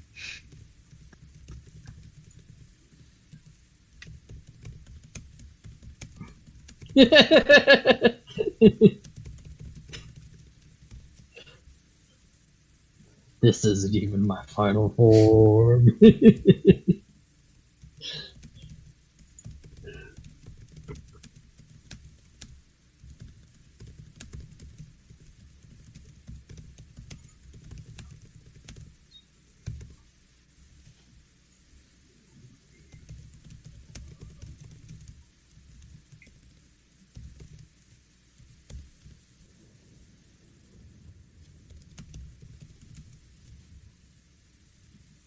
Man, this is nice. These rain sounds are very pleasant. Ah, I'm gonna just kick it back for a second. my guy tuxedo mask always. So I've never seen Sailor Moon. Oh, you're Count missing yourself out, dude. blessed. That is my sister's favorite. So that's the first time I've seen the intro. The joke is every time they suit up, it's like a whole sequence where their clothes like flash away, but they're covered with this like glow, and then Yeah, the magical new girl outfit. sequence. Yeah, I made the joke by posting the Sailor Moon intro, and it was like Ignatius right now when you were describing the suit up. Beautiful. Perfect. It's funny. Can you don't? I love that one. Can you don't? What?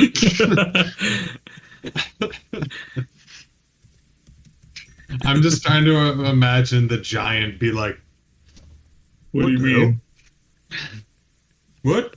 Yeah, immunity to all negative conditions is just a little bit busted. Does that I'm mean not complaining. It's nobody? not.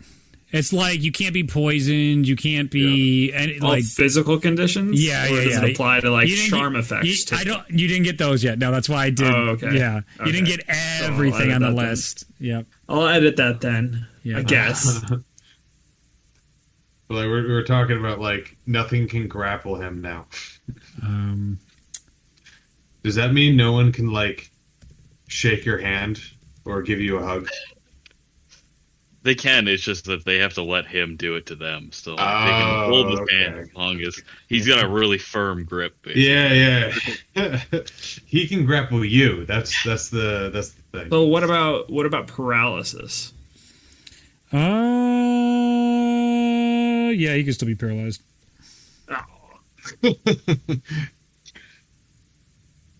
My only weakness. I think it's My funny that weakness. when you go into the customization options and you click immunity, it offers you immunity to invisible. Does that mean you can't mean, be? I turned can't be invisible. I guess I'm not casting greater invisibility on you. I'm not invisible anymore. The spotlight will never not be on me.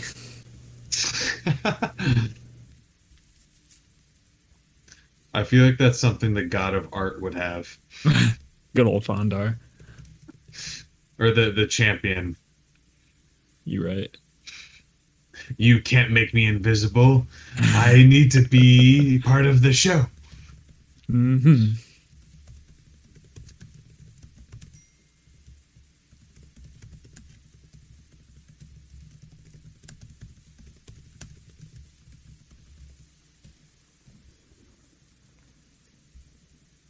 All right. If I forgot anything, I'll let you know. But I believe. Oh yeah, that I did. Yep, that's a big one.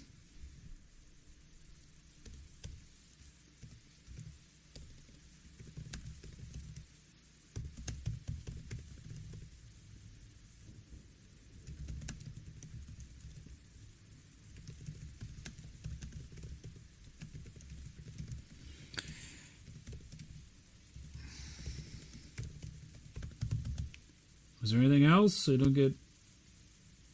Oh, yep, that's the other one. Yep.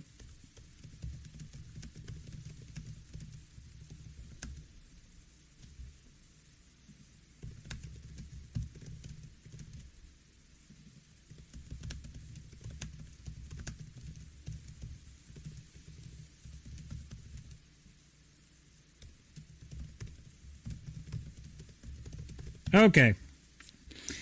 You ready? You ready for your fun? If you don't want it, I'm taking it back and you get nothing. I will take it. Okay. I'm ready. All right, chosen. Again, we'll ignore the other things. What's new? With your action, you may take 4 attack actions. I forgot to add the magical detail. It's there. All your attacks do an additional 10 lightning damage. Exalt it. You may summon a storm elemental as an action. It is a CR 12 creature that takes actions during your initiative, so you'll be able to control them. I'll give you the stat block later. Once per turn, you may reflect a magical attack that hits on an ally within 5 feet of you as a reaction. You can now cast the whirlwind spell as a cantrip. That's the same one that your buddy used, the Djinn. Yeah. Once per turn, you can use your action to take all damage from an ally you can see instead of them taking it. Ascend it. You may move to any space within your sight once per turn as a bonus action. You teleport in a bolt of lightning to the spot. If any of your abilities are less than 20, change them to 20. When you revive a creature, you may instantly succeed another revival on any creature you can see. And the storm is blistering and chaotic. You are one with it. You can't fail concentration checks anymore. What? No. Well, Emily said no, so now you don't get it. That's it. That's not fair. That's not fair. She has the final say. There's only so much I can do. I tried, Brian. I tried for you. All right. Nice. All right. So, This man has a free Misty Step per round. it's more than a misty step. It's anywhere he can see. Oh, that's true. Let me go. Where's my...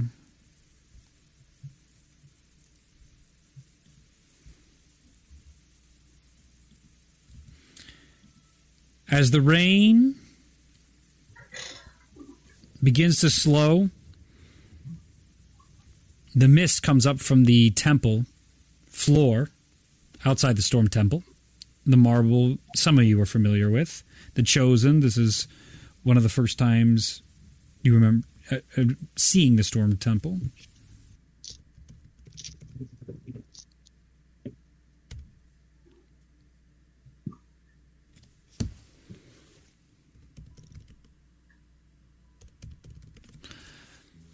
The mist builds, and one by one, each of your friends turn into mist, fading away from you. One image after the other. This is way too happy. That's uplifting. I don't want uplifting. Fuck that. We're not there. I've been listening to it a lot lately, let me tell you. I've been building that fight out in my head. Let's try a different song. The title is definitely not indicative. All right.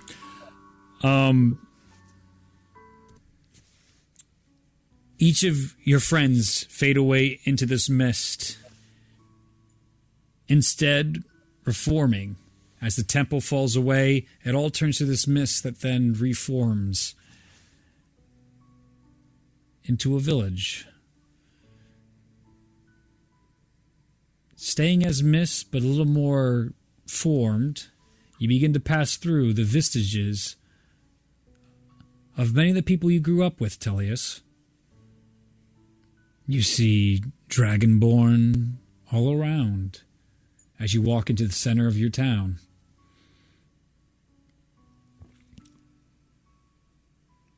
All but gone as the mist fades to where you find current day, where your village is in Zenya. Desert filled, all around you. Nothing but the vastness of the desert for miles and miles around. You recognize that heat. The sand looks familiar. Looks like the deserts of pink that you once walked through were once rich and lush with beautiful forests of your childhood. Where you stood was where the water fountain, the town square. No way. Is that going to play the Minotaur one? Nope. Stop. You're about to have like some hardcore. Let's get rid of that. And then let's play that.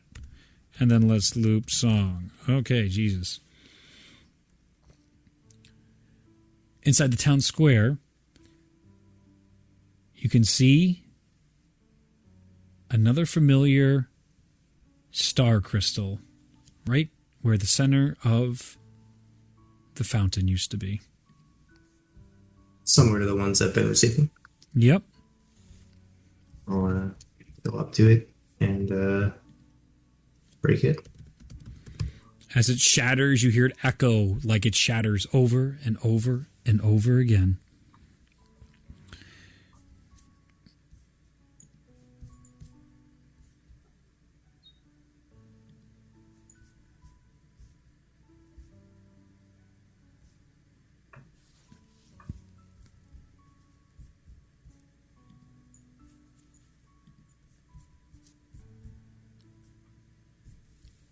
Give me 1 second. My program's fighting me. Thanks, program. You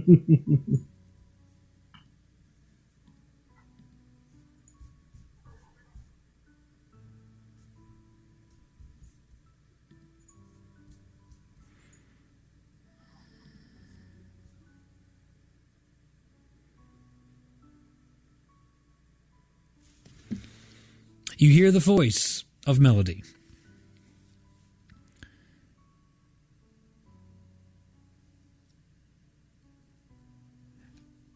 After I hid the orb from Ragnorum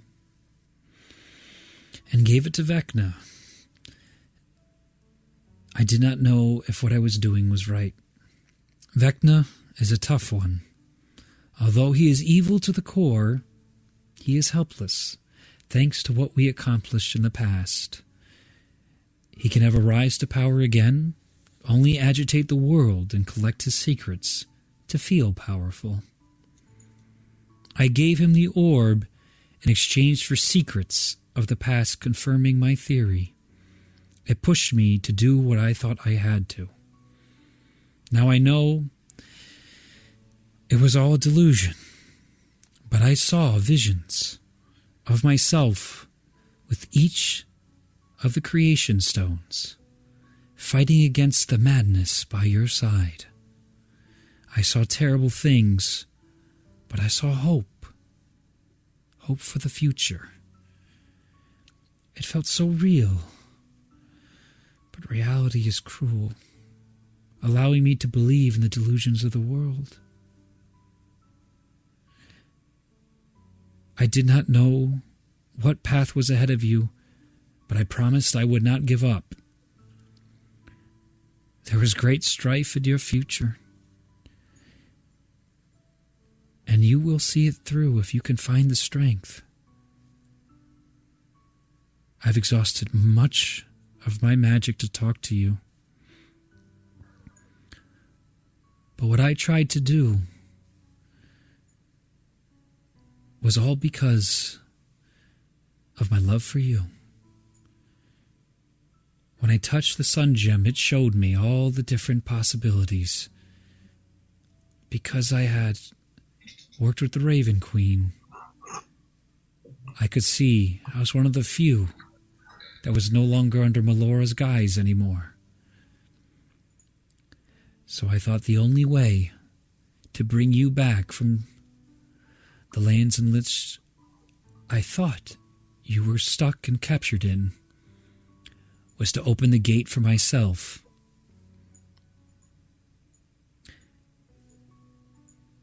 I set the ritual, and everything would have worked out well if it wasn't for your friends. And maybe it was for the best, because the ritual failed, and I couldn't pull you through from the gate because you were already here.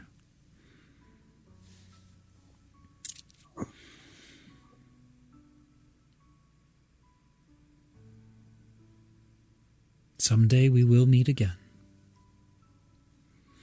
And with that, the sand you're standing on begin to fall and descend, almost like a sinkhole, as you slowly move down into the center of the ruins of your last home. Turning around, you can see all the ghostly apparitions again.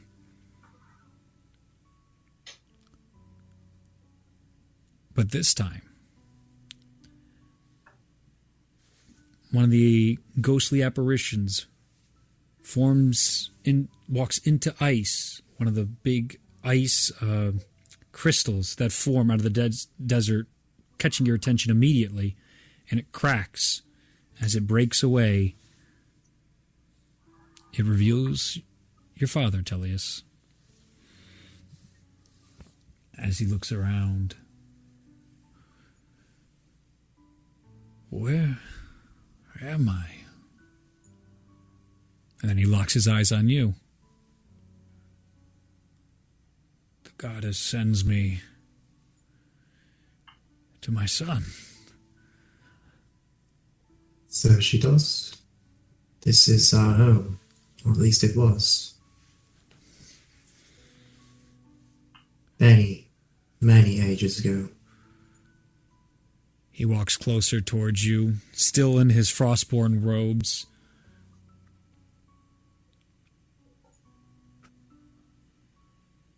So did we fail? Was it not enough to get you through in time? No, you're with me in the present, actually. From what I can surmise. Can you not see this sort of devotion here?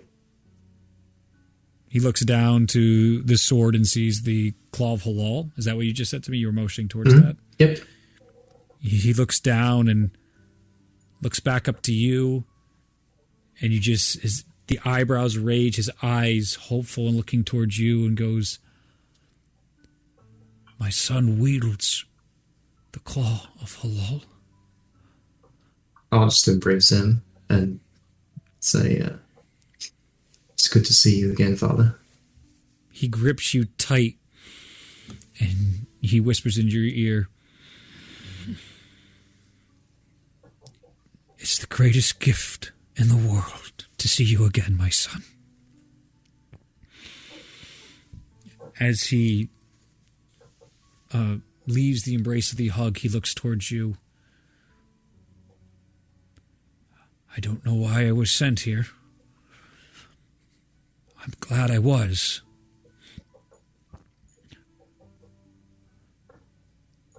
But I'm sure it is, once again, a great test for our people."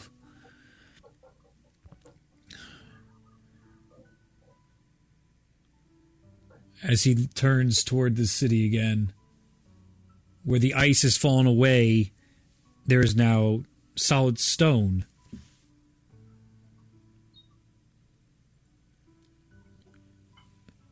Do you have the blessings, son?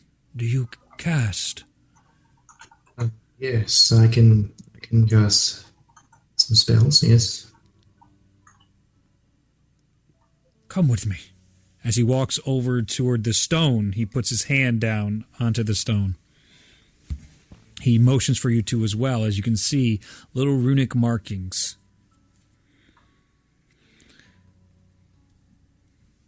Do you feel that? As he looks towards you, and you can feel this very faint connection to the ice goddess radiating from the center of that rune on the stone where he appeared. Ever so slightly, yes. Well, your old man can still cast? Your old... What, like... No, it's not. Your old... What do you think they would... Slang. What do you think would be slang for old man for dragonborns? I rolled Drake. Done. Would you say idle Drake? Your old Drake. Your old Drake. Your old Drake can still cast. Just reach out with me. See if we can restore what was lost.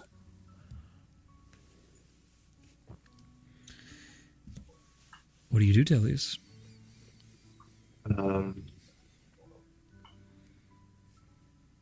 Yeah, I mean, it seems like it's my dad and all that, yeah. Okay. As you reach out, you can feel the glow coming out of the ground here. This faint, very light blue, just like that ice when you took your ice oath. Now highlighting each of the runes in the ground. This little bit of stone sunken in with all the sand still falling down. Your dad looks to you. How should it be, Tullius? What should it be like?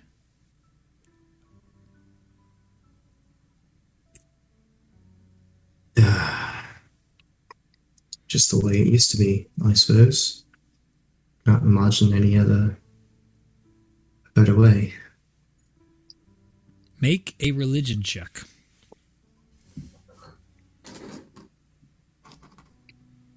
29.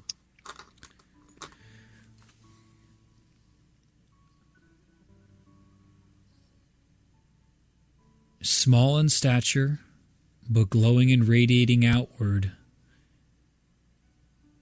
The rune itself is familiar. You've seen this, but on much different scales. The familiarity of the wisp spell goes off. Oh, what? As the blue lines travel up the sands and around, you can feel these ruptures underneath on the ground as ice crystals launch out from underneath the sands, one after the other. You and your dad, winds blowing all across you rapidly as the stone begins to rise higher and higher out of the ground. What once was the overlooking tower of your village rises to reform again as the city of your past slowly reforms to the surface.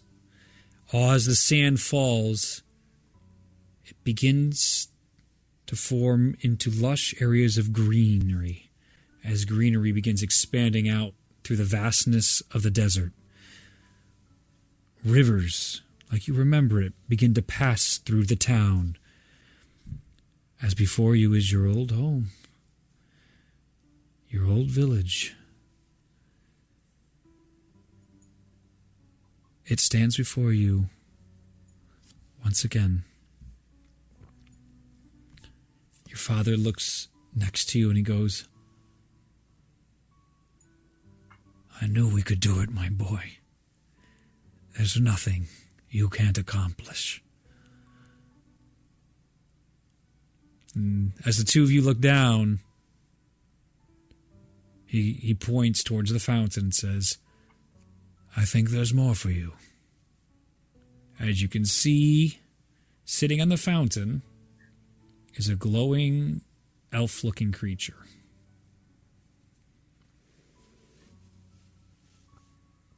Approach said glowing creature.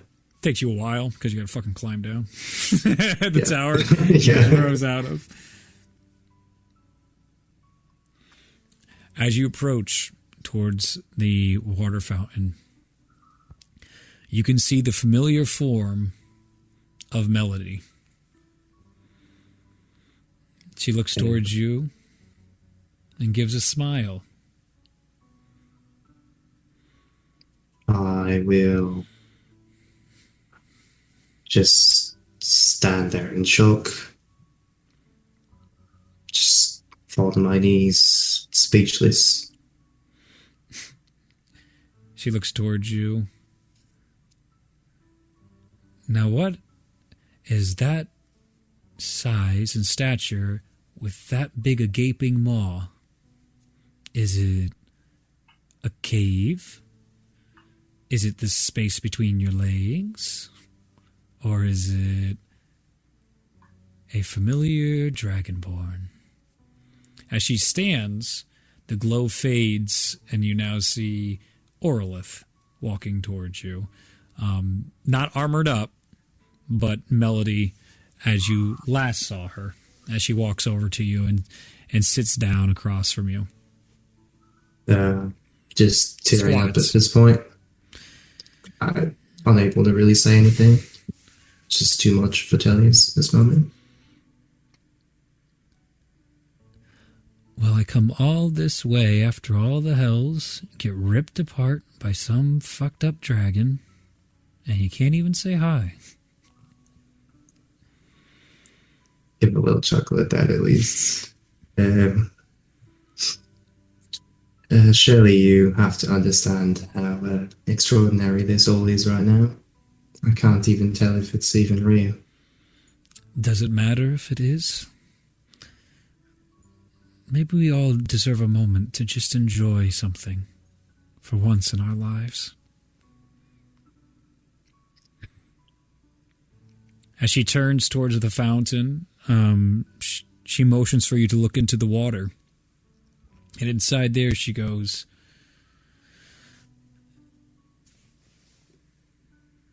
"Hello. Gave a choice. You can start over again. You can forget everything and jump ahead.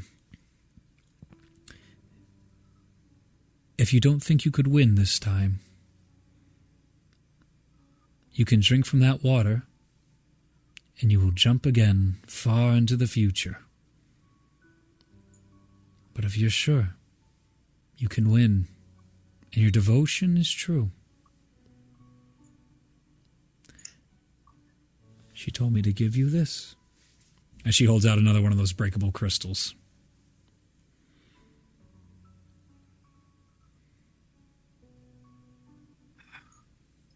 I doubt I could find a more capable and brilliant group of friends as I did this time around.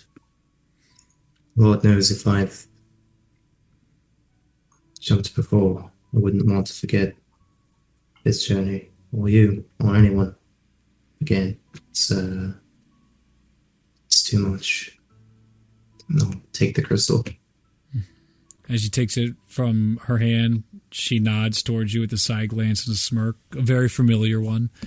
And she goes, "I know all too well firsthand how strong your friends are." I mean, yeah, they killed you, so... I mean, I guess it was me, technically. Let's not get into it. They gave them enough chances for everybody to try and kill me, but it just came down to you, so don't... I mean, you did turn my friend into ash, so that was kind of rude. Well, he did try and hit me with a gigantic hammer on a stupid horse. It's just a hammer, and then you turn... Who rides a horse into a mountain? He's the mountain. He's like the Mountain Lord's champion. That's like his thing. I know, right? Yeah, I heard enough hymns and tears from your stupid friend Ulazal. I'm good for another eternity. Trust me, he's not so bad. Bounce is pretty cool. We're working on that. Yeah, but he's just a colossal. But Tyr is pretty annoying. Yeah. Don't even get me started on rocks. God. The two of you bond by the water fountain, shitting on your friend's face. Will I be seeing you real soon then, Tellius?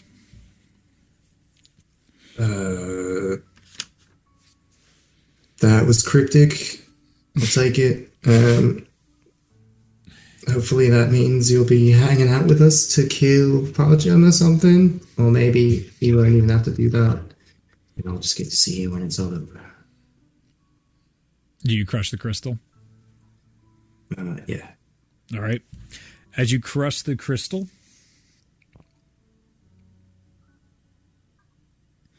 You die. Got him, bitch! You don't get a happy ending. Get shit on. You were so close. How's it feel? At one point, laugh at the loser. You just lost D&D. don't get to roll a new character. You just get one now. Oh my god. Tired of your shit. Idiot. Thank you. Thank you. Yep. Thank you.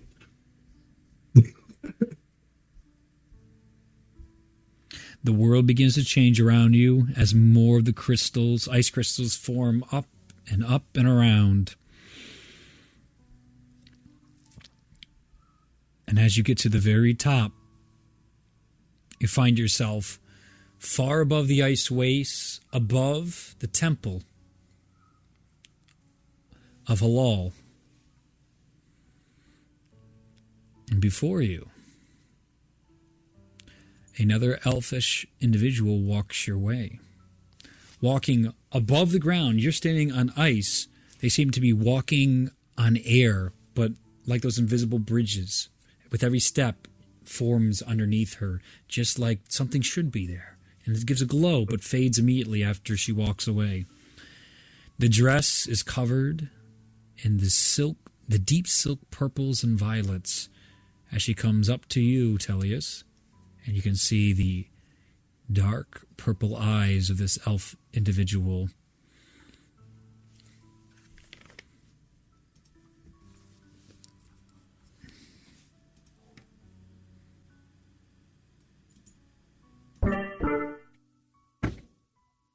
Far above the lands of the goddess fallen, you denied my markings once. You can have them again. Think of the power you could use to defeat me. Set things right. That seems a bit weird. I don't know if I like that. I mean, it's like ironic, but like, why would I use you to defeat you? Like, it just seems like your powers wouldn't work on you. It just like the logic doesn't check out, you know? Chaotic magic works in wonderful ways. But you might find yourself a bit tapped without the guiding light of my mischievous daughter.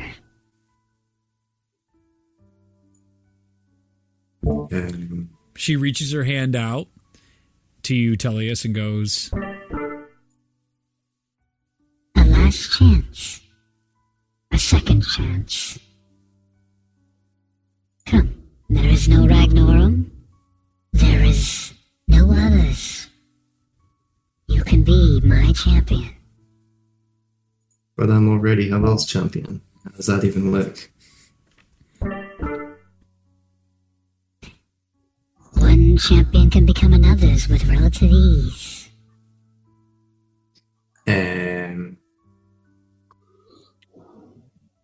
Okay, player brain real quick. I can't remember which group signed the pact with her Oracle. with who? Her Oracle. Or was it everyone? Her, like, Oracle. Her, like, Oracle. Thank you. Yeah. I heard orally 3 times. I'm like, that's a critical role turtle. Oracle. yeah, Oracle. that was Yeah. Waterdeep. That was Yep. you. So That was a Waterdeep. I did. Okay, so Yes. I fucking have to. Great. Well, you don't have to do shit, my friend. And you? You make the decision you want to do. You did sign a pact with the Oracle to fix her. Yeah, the pact was just to do everything in our power to fix her. I mean, this seems That like may it really that may links to that, fulfill though. it. That may fulfill it, but this is just where like you have it complete agency in here. That contract does not void your choice in this moment. Okay. Is all I'm trying to make clear. Mechanically speaking, I did not remove that from you. You are not compelled to do that at this moment. Gotcha.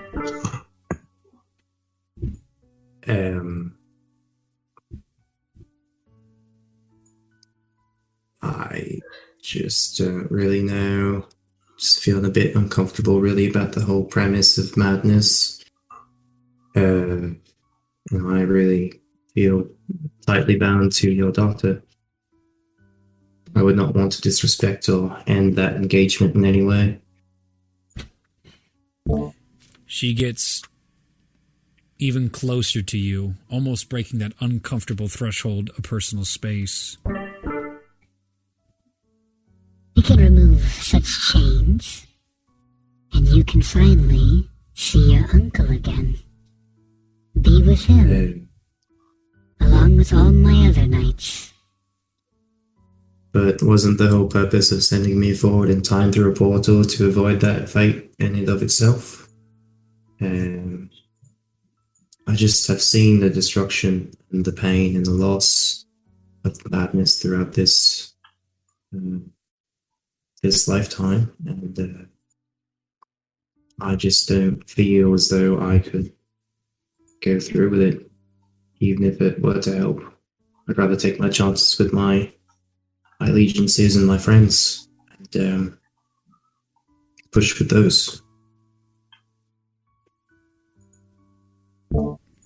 There is another way. The ice begins to crack underneath you, and it shatters as you begin to fall, and she reaches out and grabs your hand. And as you grip her hand, you hear... You could try controlling the chaos. You could be stronger than it. Bend it to whichever way you want. Last chance. As she begins loosening the grip as you find yourself dangling above the ground, above Halal's temple, with the long ice wastes, with the Frostborn village off in the distance, the moon out in the sky, dim in the night. What do you do? Do you stick to your convictions, or do you take on the markings? This is